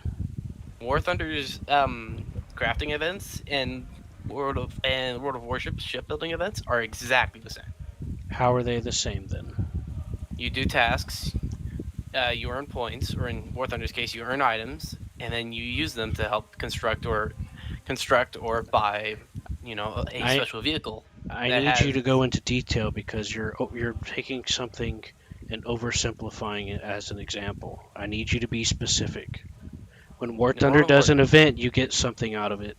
When World of Ships does a task event, you have to spend months upon months just to get a little bit of progress. So I need you to be more specific if you know better. You're talking about the console version, which there are task-based stuff. I've It never does played take the months. console version. It's literally what you just mentioned with the task-based stuff taking months. That I can attest to on the console version. In the normal version, it does not take months to build a ship. It takes probably a couple weeks. I've only played the PC version of World of Warships, and the events have always been shit. Like, they were worse than War Thunder events back in the day. Whenever I said that the War Thunder events were brutal back then, they were worse than that. I've never completed a World of Warships event except in portions. And I used to be really into that game. I bought into the beta. I was psyched about that game. I played it for a long time. And I'm like, nah. I utterly disappoint.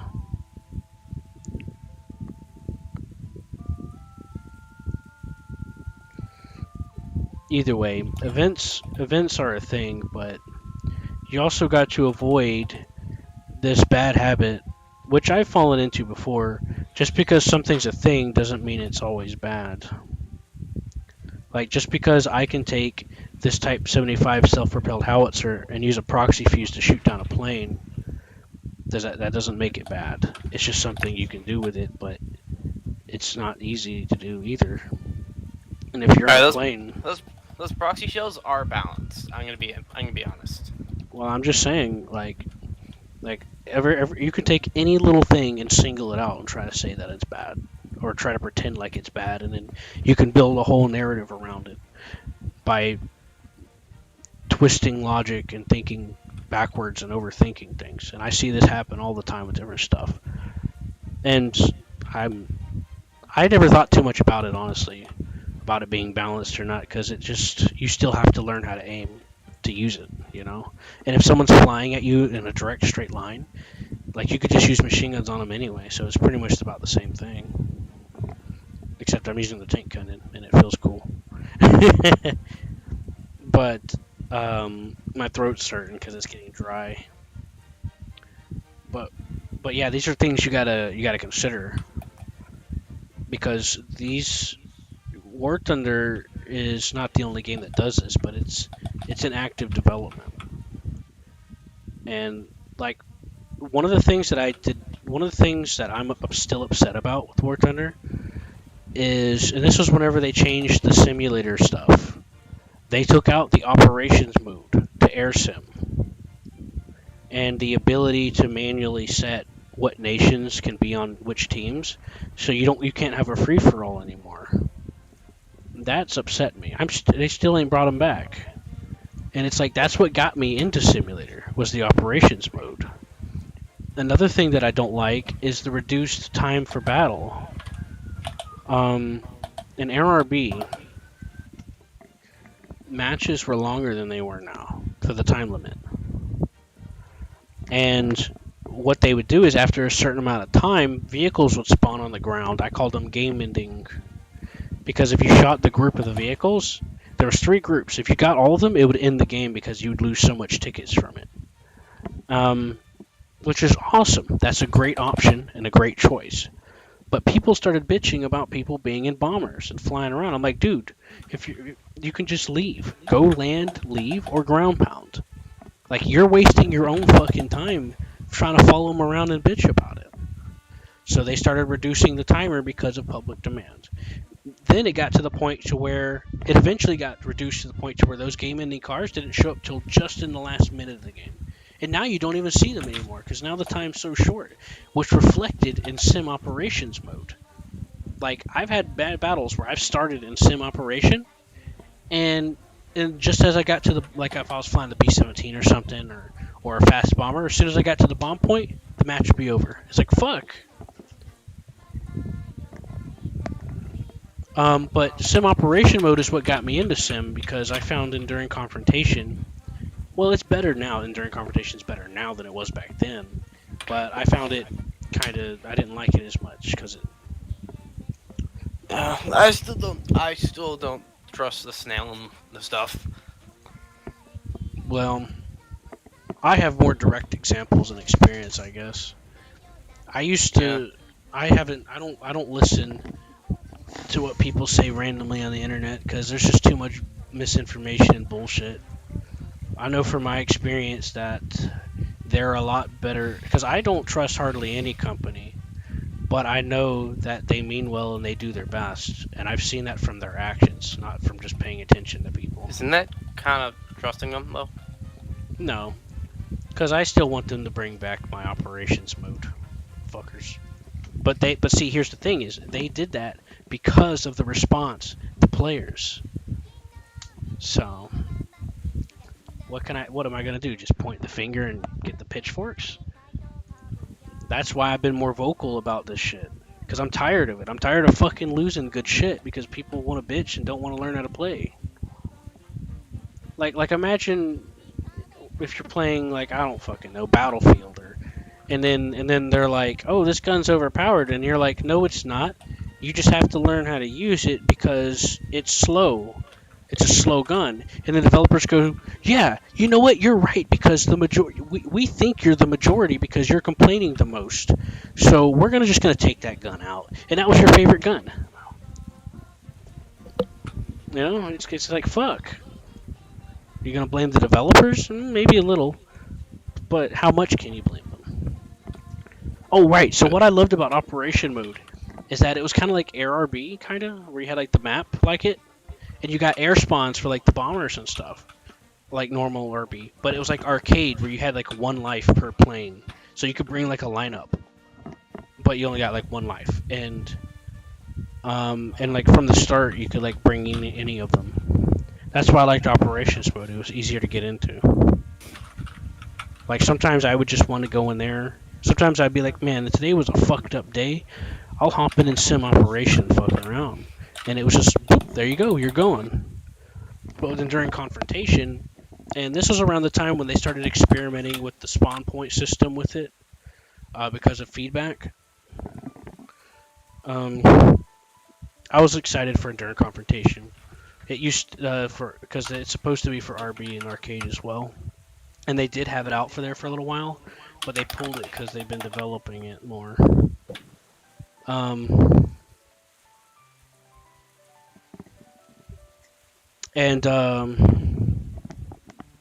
So what you would have to do at the time, and then during confrontation, is you could only spawn in certain vehicles depending on range. Like if I wanted to fly my 4.7 in my max 4.7 simulator lobby, I would have to use these lower BR planes first to get the spawn points for it. And I just got annoyed. The only other way around it is to do a BR higher to where it's the lower one, which is fine and all, I guess. But now you don't have to do the spawn point system anymore.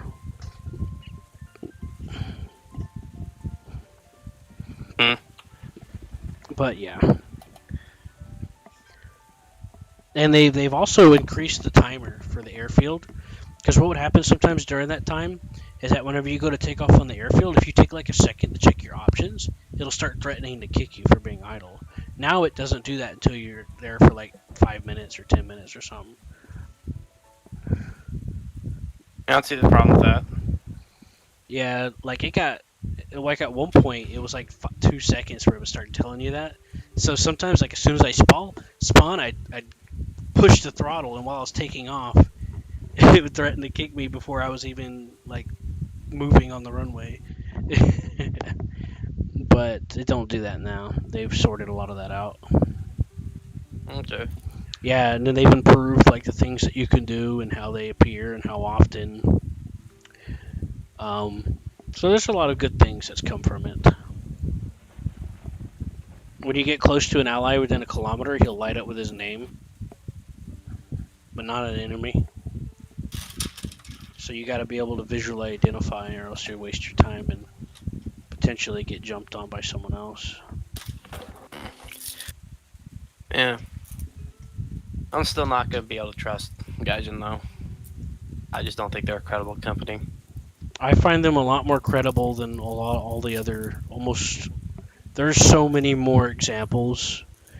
I find EA more credible than Gaijin, to be honest. That's just foolhardy. Well, EA actually, um, EA clearly pays a lot more attention to the player base, the general player base. Yeah, no, I don't entirely agree with that. War Thunder, Gaijin, from what I've seen, are more like the passionate devs and sort of indie, where they're in development, and they're listening, and they're involved with their community. I have never seen Gaijin community involvement. Well, you're just gonna have to take my word for it. The only involvement I've ever seen are, those streams that they do. That's the closest thing I've ever seen to community involvement. No. I've seen a lot of stuff over the years.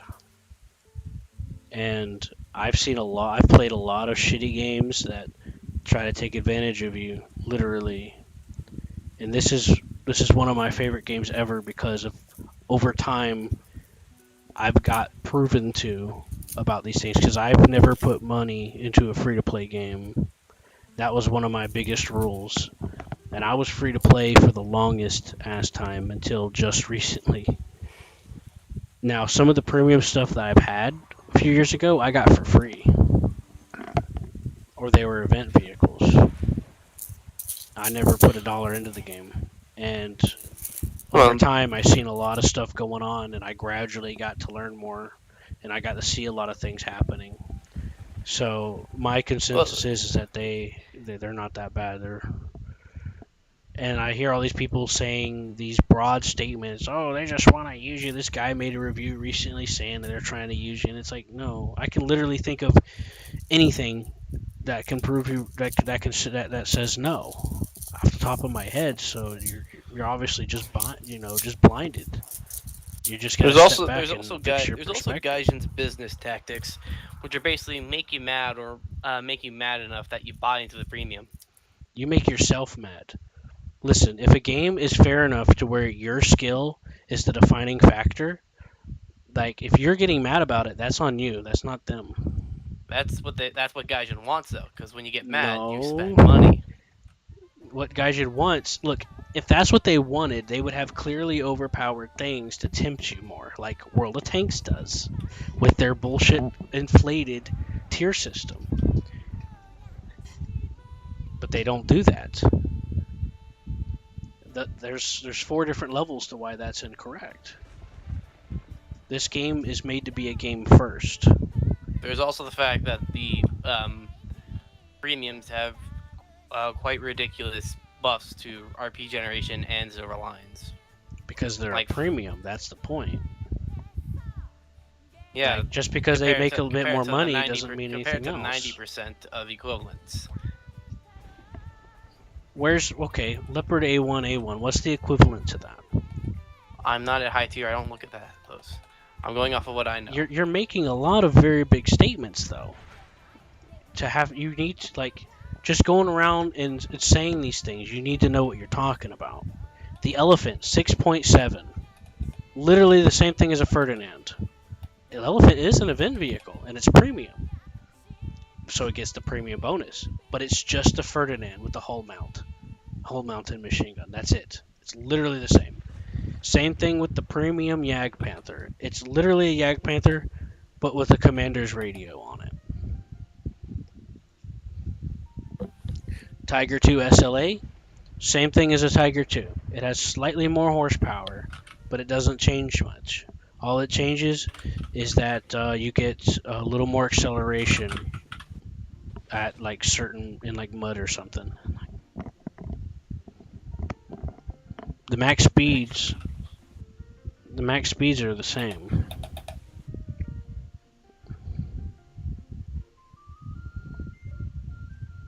I still think there is a problem with the premiums, though. There's not a problem, though. It's not as bad as World of Tanks, but there's still a problem, in my opinion. What's the problem? generation. It's a temptation to make people spend money. No, that temptation only exists from your mentality. The premium tanks in the game are incredibly niche or no better than the tech tree equivalents. Like the broom bar, you have a long ass reload. You do have a 150 millimeter gun, but the drop is so heavy you got to learn how to use it, and it's only good for certain situations, and it's casemate. The it just goes on like that. That's how it is. There's nothing that makes them overpowered. There's nothing that they don't purposefully make them more powerful to where you're going to be like, oh, I have to do this or I'm going to be helpless. Anybody that thinks that way, it's on them. It's because they convinced themselves and they've listened to people telling them that. There's also the T14 compared to the regular Shermans. The T14, the T114. Like the basically the Sherman 75 that got a new chassis became a heavy tank. You're gonna have to tell me what the T14 is. I see it here. The assault tank T14, the short 75. Yeah, I've seen that a lot. A while over time. It's got 50 millimeters at 4.7. It sees tigers. It's not like World of Tanks where it gets preferred treatment. And World of Tanks premiums are separate from the tier system matchmaker, so they fight the bare minimum of the tier that they would have to fight. So they get premium matchmaking, but in War Thunder they don't do that because they're just vehicles. Yeah, the T14, I could see someone having trouble with it at first, but that just goes along with learning things because that's just another vehicle you're going to see. And it's still got that short 75 on it, too.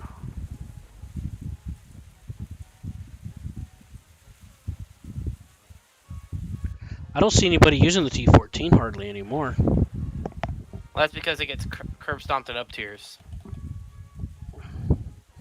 You can get curb stomped at 4.7, too. With that thing, only if you get caught off guard. Just angle that thing and it's nearly impenetrable. Well, who let themselves let them get angled then? Like, there's always a way around to deal with something. Whenever I see the T95, for example, and I honestly don't remember the weak spots in the front of it, so I don't engage it. I go around it and deal with it that way. Well, what nation is it? You can also shoot its barrel off and its tracks. T95 is America. It's the bunker shoot the tank. machine gun port. It doesn't work. It's not that simple. The T95's it doesn't have a machine gun port. It has a coax, but it's covered. No, wait, no, it doesn't. The T95 is If it has a hull-mounted machine gun port, that's what you aim for. That's the weakest point in all American tanks up until the Abrams. It does. It's not like that with the T95. It doesn't have that. Well, then they were smart. Yeah, this was part of a joint program with the British. You know, the Tortoise. It came from that. The T95 it's meant to be a moving bunker. Yeah, I don't know which one you're talking It's about. at 7.0. Yeah.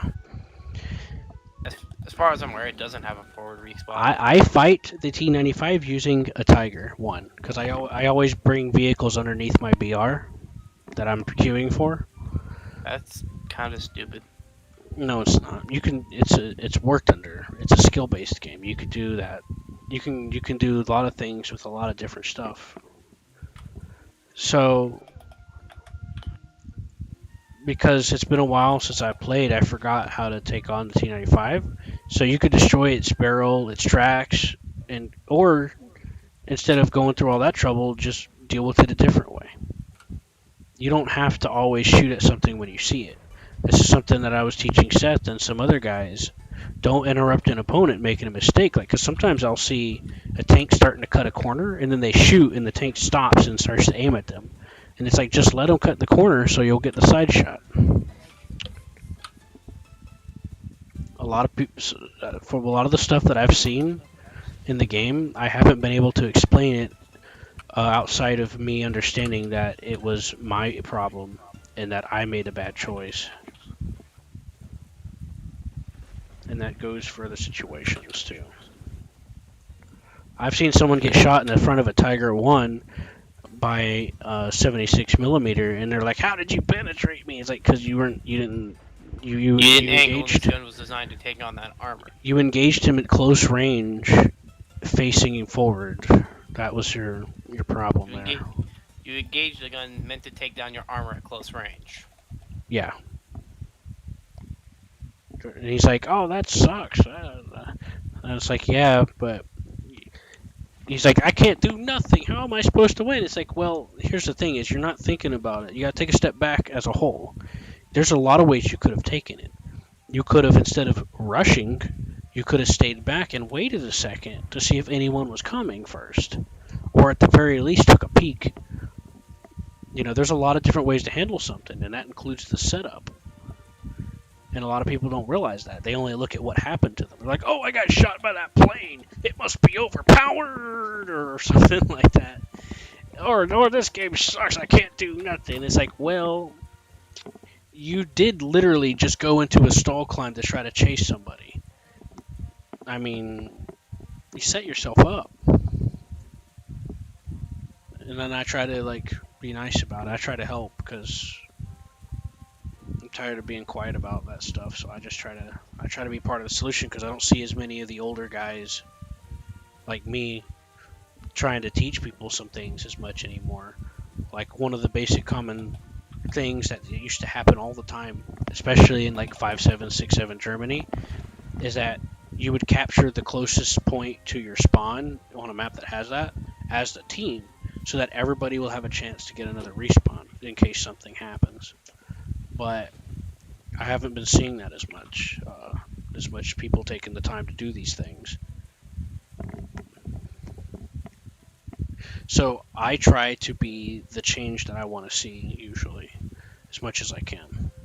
Sometimes I do lose my patience whenever they're being a bitch or whatever, or a jerk, but I try to let it go. But when I'm not in a good mood, I sometimes I just want to give them a piece of my mind because I just don't I don't appreciate that kind of stuff. Yeah.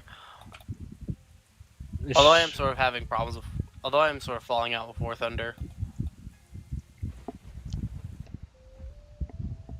Every time I play it, I always see some cool stuff that I may not have realized or noticed before, some details. I always loved this game. I keep going for it.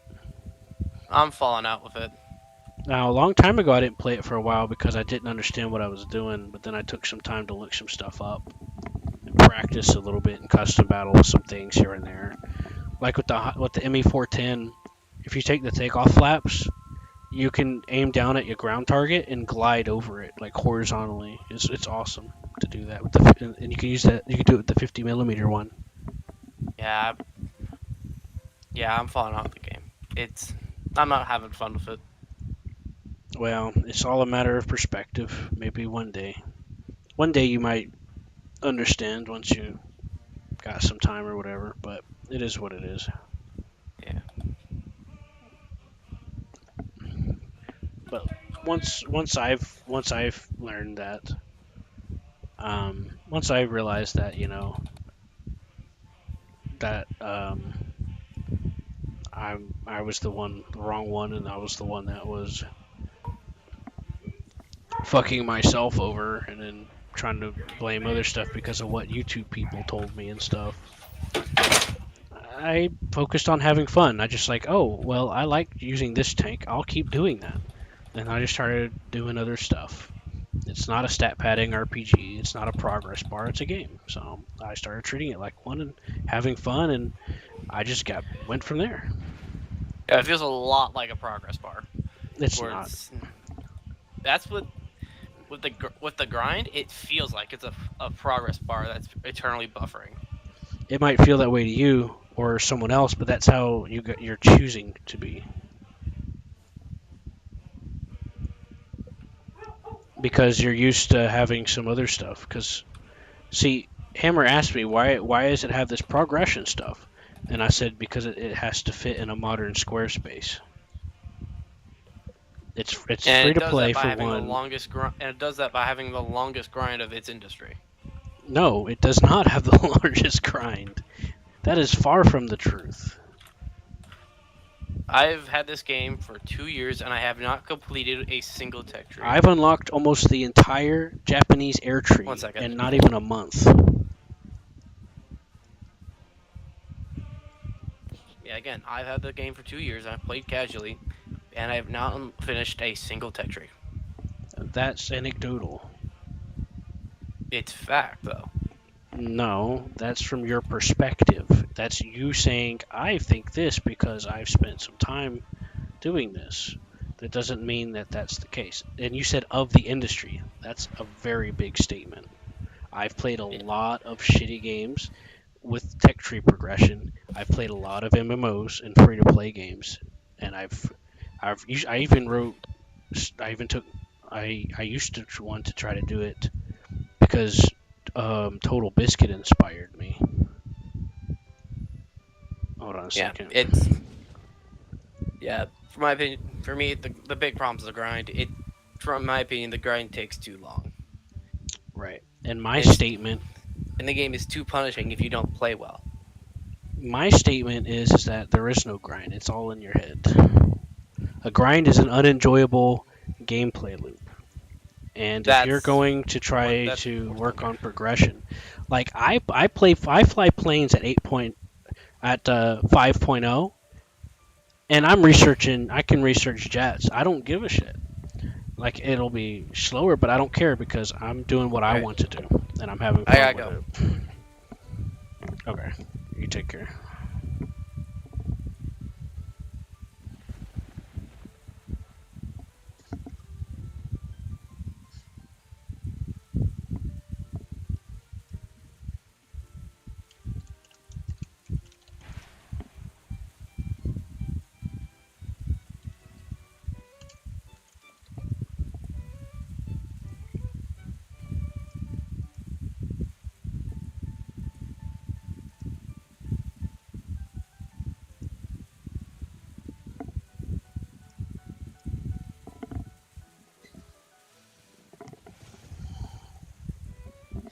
Hey, John. User entered your channel.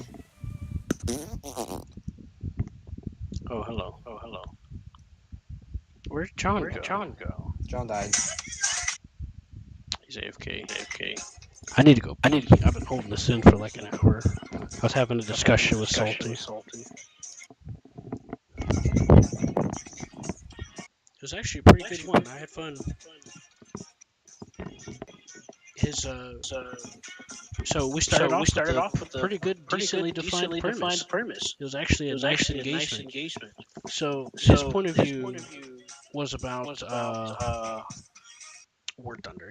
He said that he thought that it was the most grind egregious game, and that it's annoying they how want to long bait it can you. take to play, and there is definitely an incentive to spend money, but it's also a game that you can play free to play. It's just harder.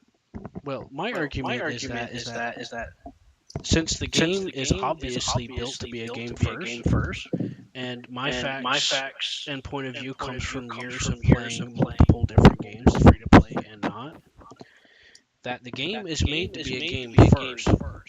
All the premium stuff isn't actually much of an incentive because it isn't better. You can earn more points, but my argument is if you're convincing yourself that the game is hard to do and that it's a grind, then it's just in your head, your mentality. You're not realizing that it's actually just a game. You're not realizing that it's a game of skill and fun. It's made to be a game first. So there's a lot of fun to be had in that. Which is my point. So we had an interesting discussion about it. How could I make a screenshot into a file? No, it's fine. Never mind. Hold on. There's send you a picture of my BMP2M covered in bushes. Yeah, we were talking about that. Bushes? BMP2M. Oh. Yeah, it's nice to have at 9.3 with darts. It's really good. Yeah. He thought he doesn't have anything that high BR. Look at the screenshot I just sent you on But Discord. I'll take a look. Let me get my phone. It's amazing. It's pretty good. Well, he said he Better. heard some people saying that it was overpowered because it gets rockets. The rockets are good against darts, but it's really easy to kill. Like, insanely easy to kill. Yeah, I told him I never even noticed it. Because every time I see a BMP, I see a free kill. And I don't think it's really that overpowered. So I took the time, because like this is something that I needed to brush up on, so it kind of helped me. It kind of helped me because I didn't even notice that the tank was in the game. But anyway, its missile speed is average for the BR. It's just the 12,000, or not 12,000, 1,200 millimeters of penetration I think annoys people. I mean, and that they're fire on the move, which is a really big plus side to the tank. Yeah, but that's more of an in theory kind of thing. What do you mean? I mean, that's like how they work. Like warheads are reliant on their warheads. Yeah. If the one of the things that I've learned quickly at 9.0 and up, that penetration notification, especially when it comes to explosives, don't mean shit. At least not as much. Yeah, I mean, at this BR, a missile that hits a tank in its weak spot's gonna kill it, so there's nothing special. Yeah, and then you got to deal with stuff with space armor. You got composite armor. Almost everything it's gonna see has some form of those. Though. This like won't go straight through any of that, which is really nice. Pretty reliable. Yeah. Just putting decals over this. But of course, like you said, which is the same thing as what I said, is you just gotta aim for the right spots. It's a two-man turret crew with like 15 millimeters of penetration. It's nothing special. To me, it's just another BMP. That's all I see. That ATGM that has the tandem warhead doesn't have it doesn't have as much explosiveness in it. No, it's not about the explosives, I don't think, though. Just the penetration. Oh, I gotta send you the back of my tank real quick, a close up. Another crop. But yeah. My point to him was that it's too easy to single out one little detail to say something's overpowered or something. Here, look, I just sent you the back of my tank. You know what I mean? Yeah. It's just like with other tanks. You can say, oh, this has a cannon, so it needs to be destroyed out of the game, deleted. Lovely. Quite nice, huh? Yeah. But yeah, it's too easy for someone to not understand or ignore all the other factors involved. Would you go practical realisticality of the situation? On the camouflage condition, would you go 100 or 0?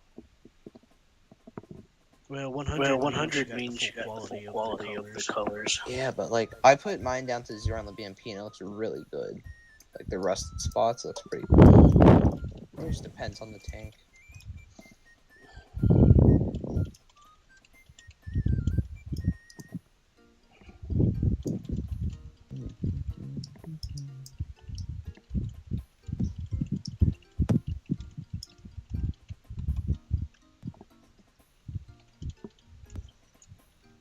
Is John gonna go on or you gonna play a match?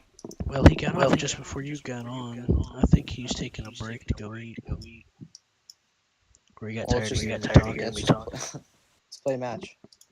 Oh, you gotta go pee real quick. Oh, alright.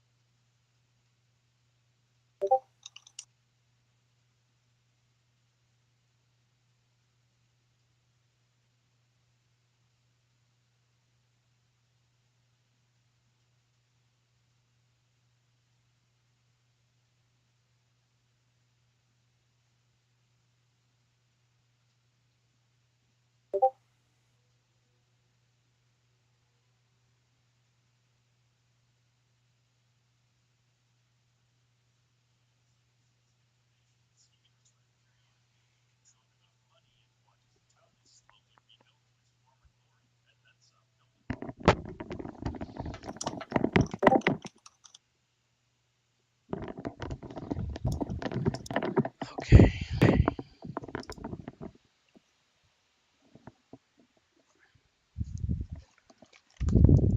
Yeah, John didn't say anything. He left, so we're probably gonna go do something. Wait, well, I'm ready when you are. Okay, I'm gonna make some hamburgers tonight.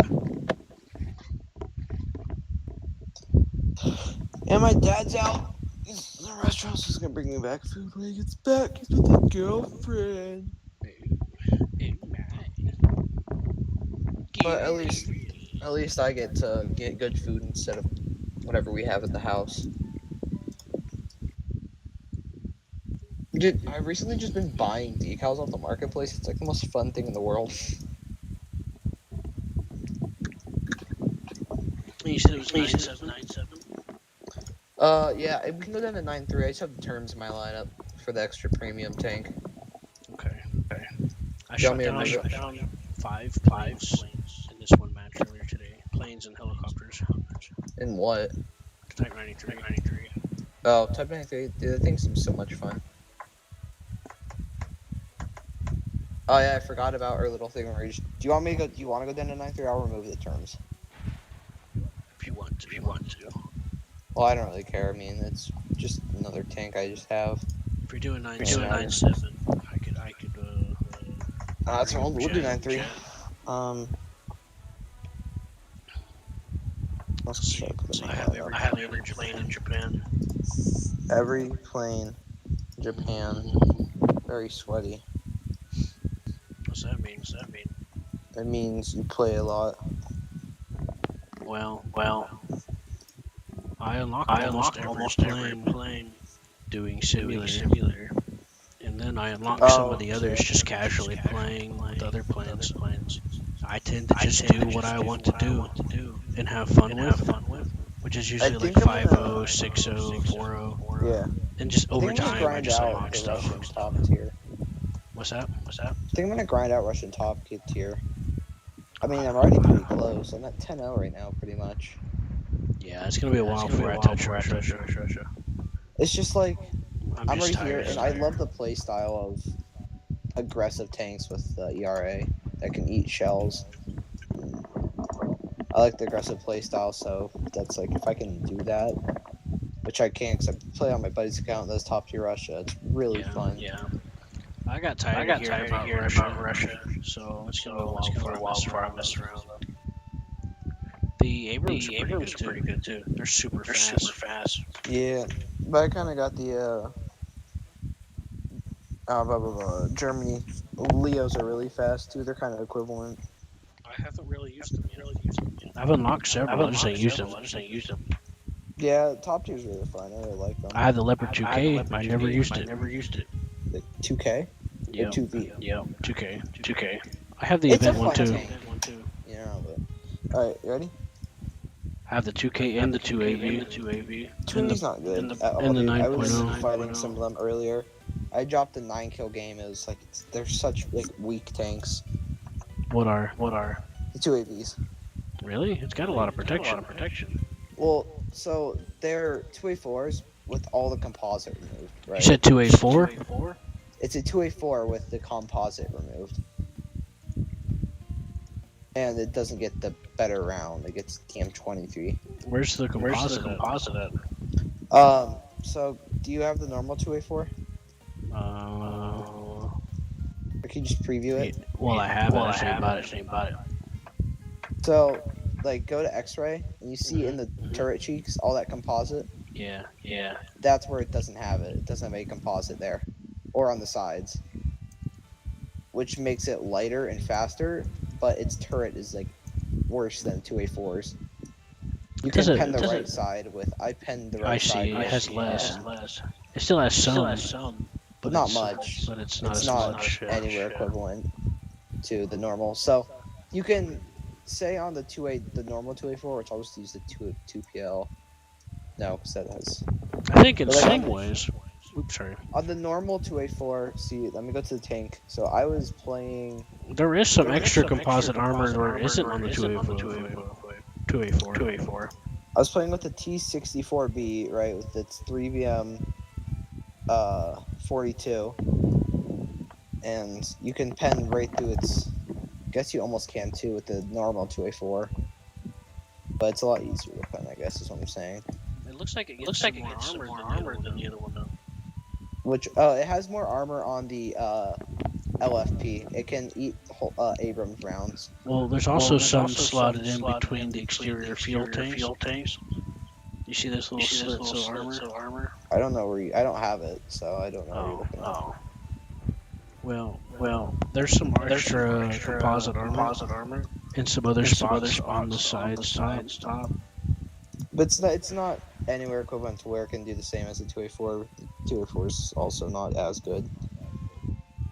2A6. It also has all those external fuel tanks. So that's nice. All the fuel tanks are external. It doesn't have the composite armor on the sides. On the 2A4 doesn't have those. User entered your channel. Oh, someone join. It also seems like it has the fuel tanks as exteriors. Except for the one by the engine. That's also okay.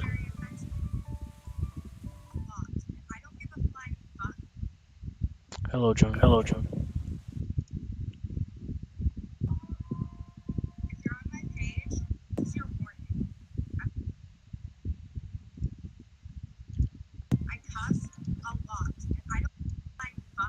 John. You might have to turn salty. Is it salty? Hello. No, I guess not.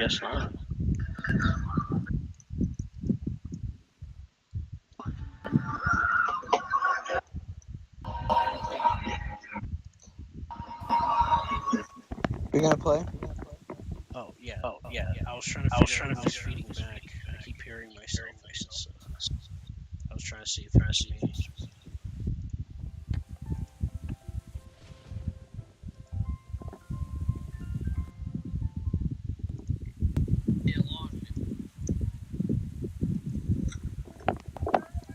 Do you have the TA-152?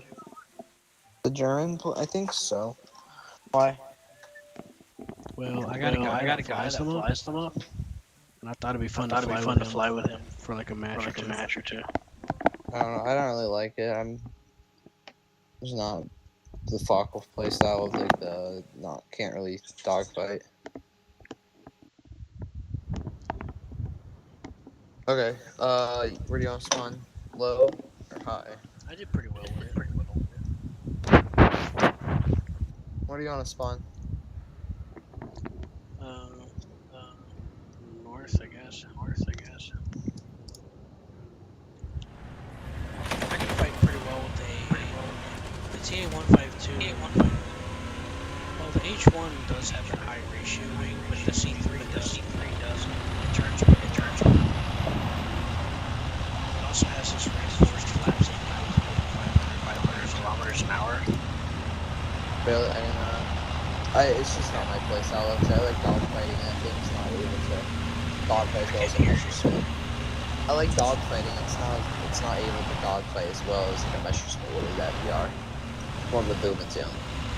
It's really about the same. I was surprised by how much it turns. It turns fine. It's just like when you're inverted, like rates and shit. Would you say it was inverted? Its roll rate's really bad. So if like it's once you're inverted, it's like. I didn't find it that bad, but I was using the C3. Yeah, I'd have to look at which. I think I have the very first one. H1 is the high ratio. I'll look at which one I have after this. H1 is the one with wide wings. C3 is rounded wings. What if I shoot down that mine? I almost hit it. Watch him just like rocket us to death. Wow. Oh. Blow something. Come on, Pine. This is your whole job. Just light the shit up there without good. That was lame. Lame. Lame. Crap behind, dude.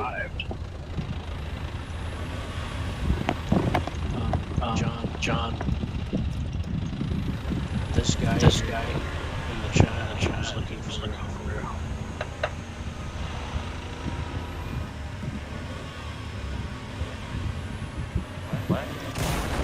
Guy that's preaching about stock and high tier.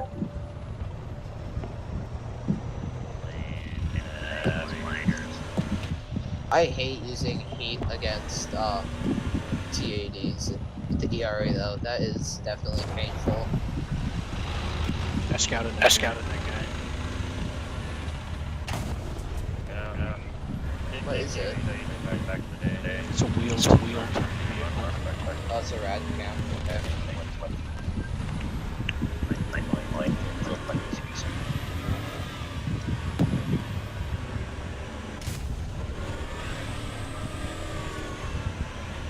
Hey, Dubber. Hello.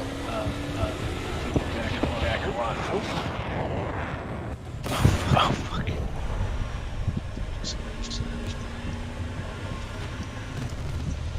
Well, he's got obliterated. Is it better now? I turned down my volume. No. No, it doesn't seem to. That's weird. It's like feeding back correctly. I had to turn you up quite a bit because I couldn't hear you over my game volume, so I'll fix that once I die. If you want to come up here, chill up here with me, we can watch them push this C, hold this.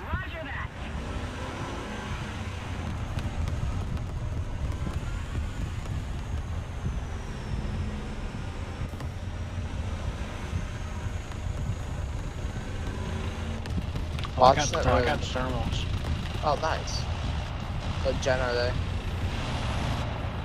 I guess.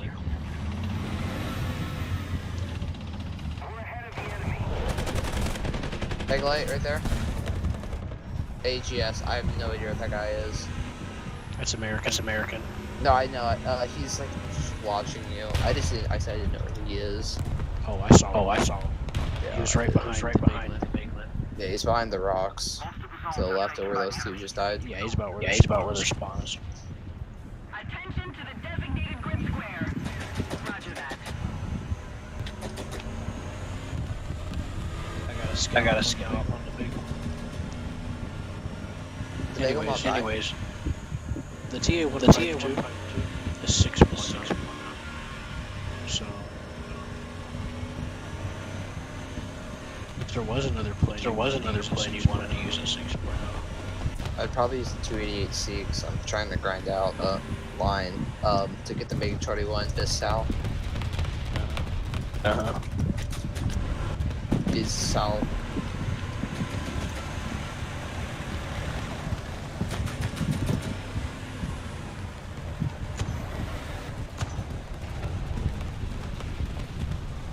Allied forces have captured a zone. Did you know that the MP2M can run out of its grenade launching shells? Why do you want to make one on? With this south? It's a good plane.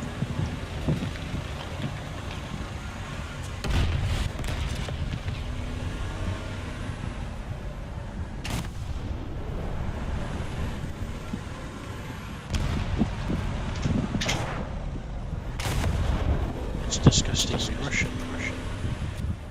I have the 23 MF. Me too. Yeah. It's funny, I have Germany's like the total mix. I have the MiG-23 MF and the Phantom 2 in Germany. It's a great mix.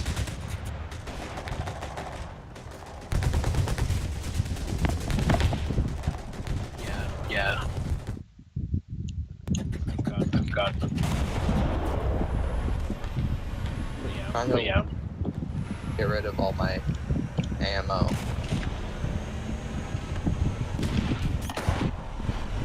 Anyways, you might think I was playing some of those places before, but I wasn't. I was just Oh doing my it. god. What did he, how did he hit my ammo, dude? He hit my commander. Well, you do have rockets on, so. No, he didn't hit. He made my ammo belt red. And I went kaboom. Very unfortunate. Maybe it was just a simple bug. Maybe it was over a simple flow. I keep hearing myself. Yeah, hold on, I'll turn it down. Maybe the replay camera was oversimplified. Because It there's happens too to much me a lot where I shoot someone their ammo comes red and they explode. It's like, oh. Okay, cool. Continue on. I'm pushing A, see what's up.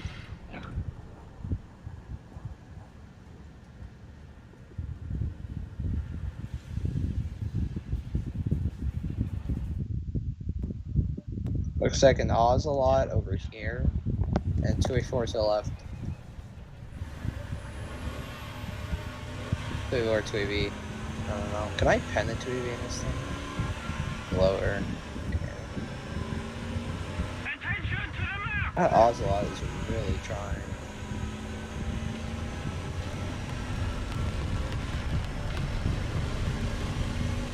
Yeah, no, I'd be down to play 6-0 air. I'm just gonna play a tank that can get more RP per match. Well, if you could take the J280 to sim, That's what I used to do. That's how I got the F4F, but sim just takes too long for my schedule these days. I was in there for 30 minutes and I made like about 100k money wise. Oh, money wise, yeah, I can make like 20k in like 5. I don't pay attention to the RP because I don't. Because remember, I play to have fun. I don't pay attention to that stuff. Yeah, well, I'm not saying I'm not trying to play that. I'm just trying to get something, so it's I know. gonna be more focused on that. If I got that much money, I'm short amount of time. I did it with Britain. I took out the Wyvern, and I unlocked 2 planes in an hour. Yeah, you should play on my account with the 288 then. Get me the south. I was like an ARV, get 2 bases a game usually. It's 10k, 20k RP. There's a helicopter like 345. I think he was flying back to base, but I couldn't quite tell.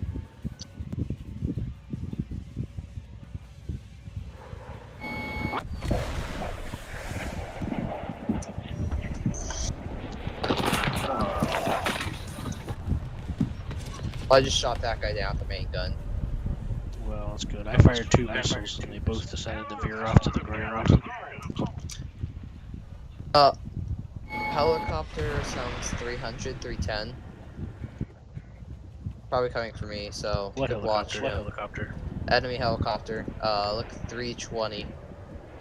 Is there another one? Because I already shot that one. Oh, I might have just been hearing his blades then. I don't know. Well, he's There might be spinning out another of one. control. Alright. I'd kill his destroyed his rotors. Then I'm gonna keep pushing that way. Let me know if any plane or helicopter. No, oh, there, yep, there he is. Dude, I scouted that Falling down. ocelot sitting in their spawn. I just see a missile come out of the sky and smack him. It was great. You hear me? No, wait, someone's in their spawn? Should I be watching? Yeah, there's a baglet, and then there's a leopard. The leopard's coming. I scouted the leopard. I scouted that ocelot a second ago, and I just saw a Yeah, missile scout come again out of if the you sky can. and hit him. I can't. He's behind the sand dunes. See on the map? Okay. Attention to the Yeah, map. I'm. Watch that big light. Tell me if he pushes up, because I'm exposed from behind for a second here. I'm gonna pick that leopard off once he crosses in front of me.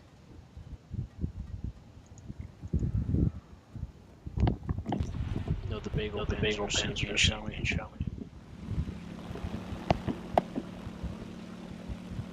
The leopard's pushing. I think there's a guy right back there.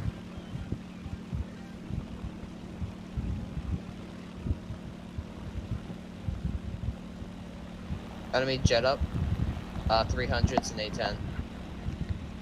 I'm Coming down into right now. towards you. I was watching the jets. I'll go take out that I'll probably be able to kill the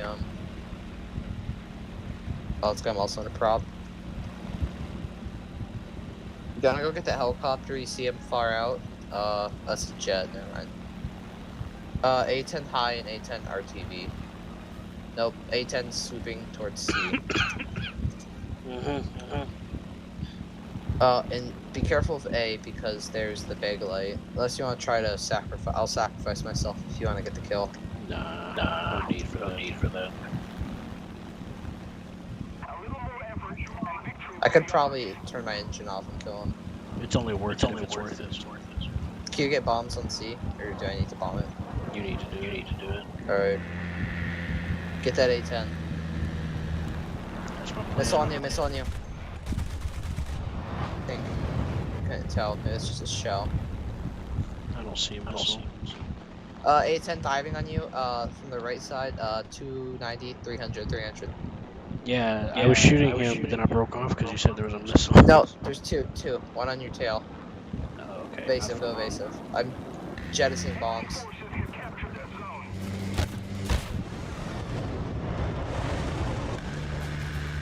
Just started to aim 9L at you. We don't have the advantage anymore. Sorry, I should've got him.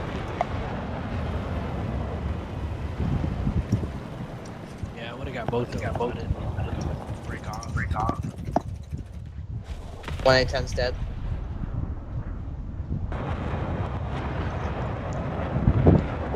I don't know how he outturned me though. I had my takeoff flaps in a Japanese plane.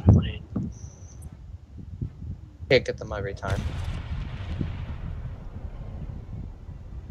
The enemy is controlling most I'm of the not zone. salty.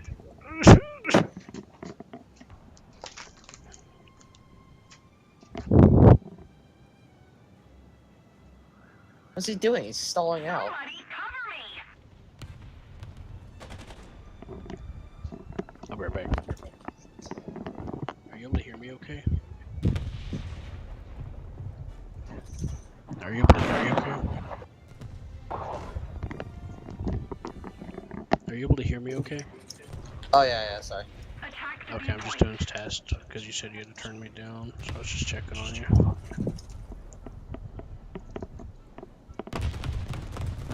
He killed himself with the bombs.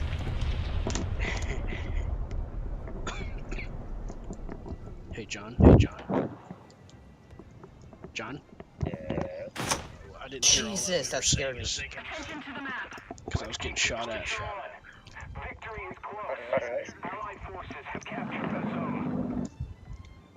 My guy put one shell into me and just exploded my wings off. Hey. That was horrifying. Guess what? John's back. Hello, See, John. You've been dying to hear from him for 3 years. Back on a rampage at this Shoka. I have 53 millimeters of pen. 51. I can go through the sides of a leopard at pretty much point blank in the big light. Probably shred him. Okay. Pretty far away.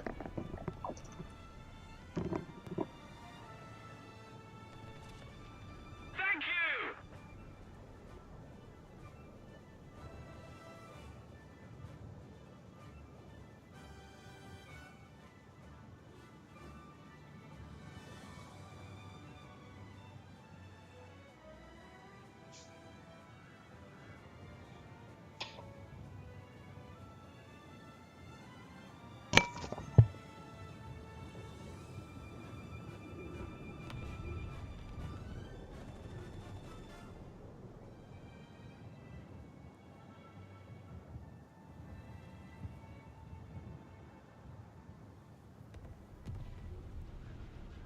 Worried about that big light.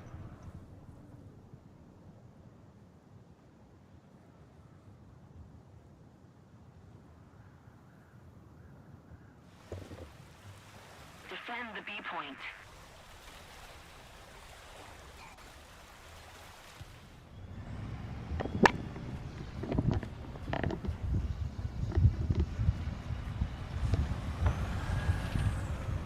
Weren't expecting me. Oh, you're not. I was going There. to. There's a guy right here. It's Leo. I think he's pretty deaf. I'm like trying to flank him. I should have brought out a tank then. It's fine. It's 2K. Attention to the map! Take out. We no longer have the advantage. Does he see me? He's pushing up corn. He's right there. Oh my god, dude. Where's our team? He's just driving the open, dude. I am the Right. team. I'm out. He's driving up that road on their side. 2K killed the, I'd go up that hill to your right. I think the 2K is pushing to A. I'm using your third person cam to look around. Attention to the designated grid square. We need to get Attention to C the or A. designated grid square. Attention to the designated grid square. Attention to the designated grid zone.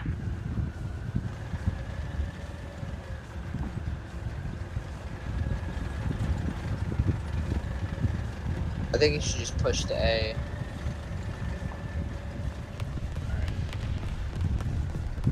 Um,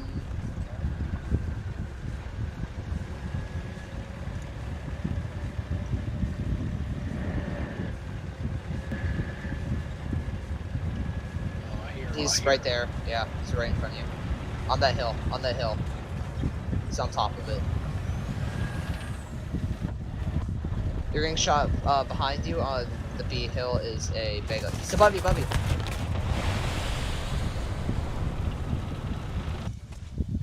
Sorry, my bad.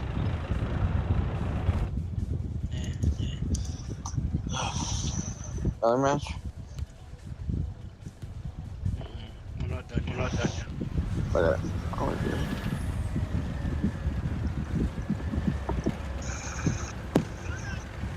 Attention to the map.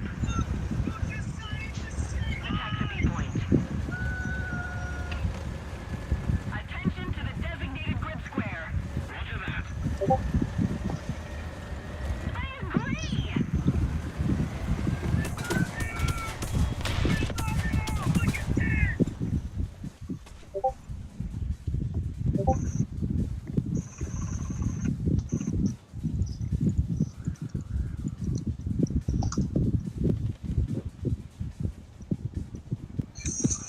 Operation failed. Return. Oh! Okay, just unlocked filters for the BMP. Cool beans.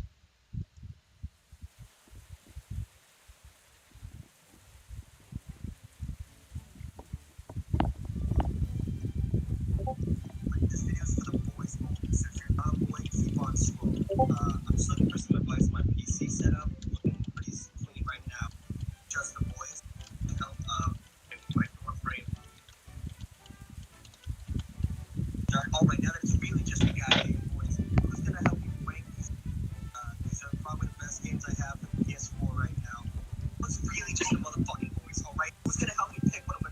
I'll be right back. Okay. I'm gonna let my computer rest for a sec.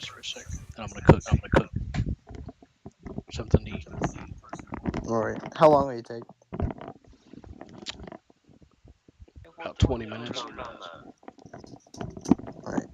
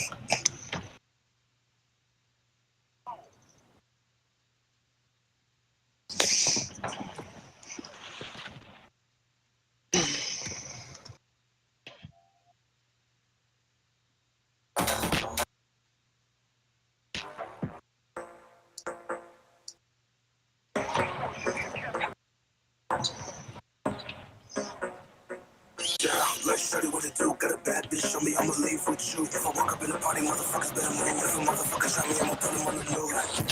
Don't want no fucking bitch. I came in the club, I ain't motherfuckers, I'm looking for a lick. My head in a minute, and I got 100 in the clip. Yo, so with that, I'm a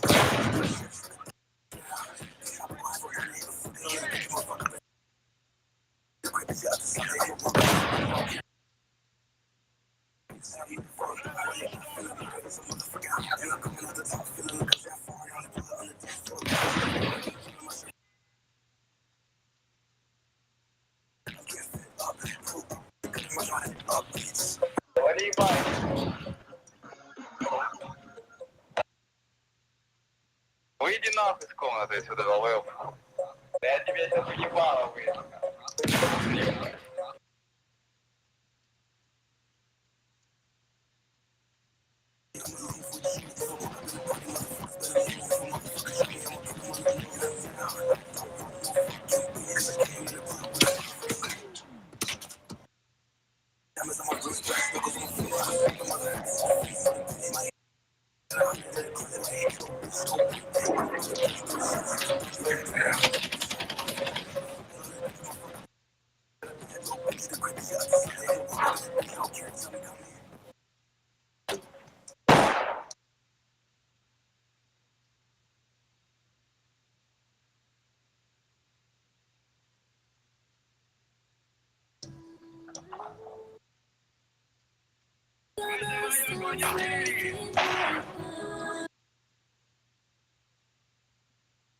I know that song.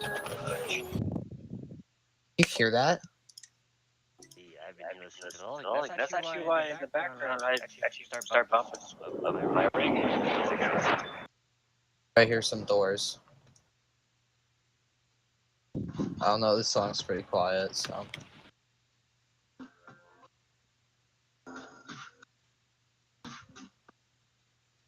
It's funny. This is the only application that picks up my mic so well, even because I mean it's only playing in my You gotta go headset. to your sensitivity, like for your mic on. Huh? Whatever. I had to do it so.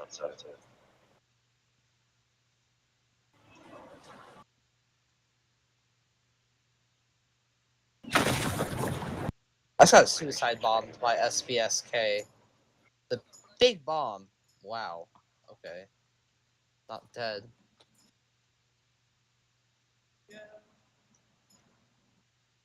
Take a red.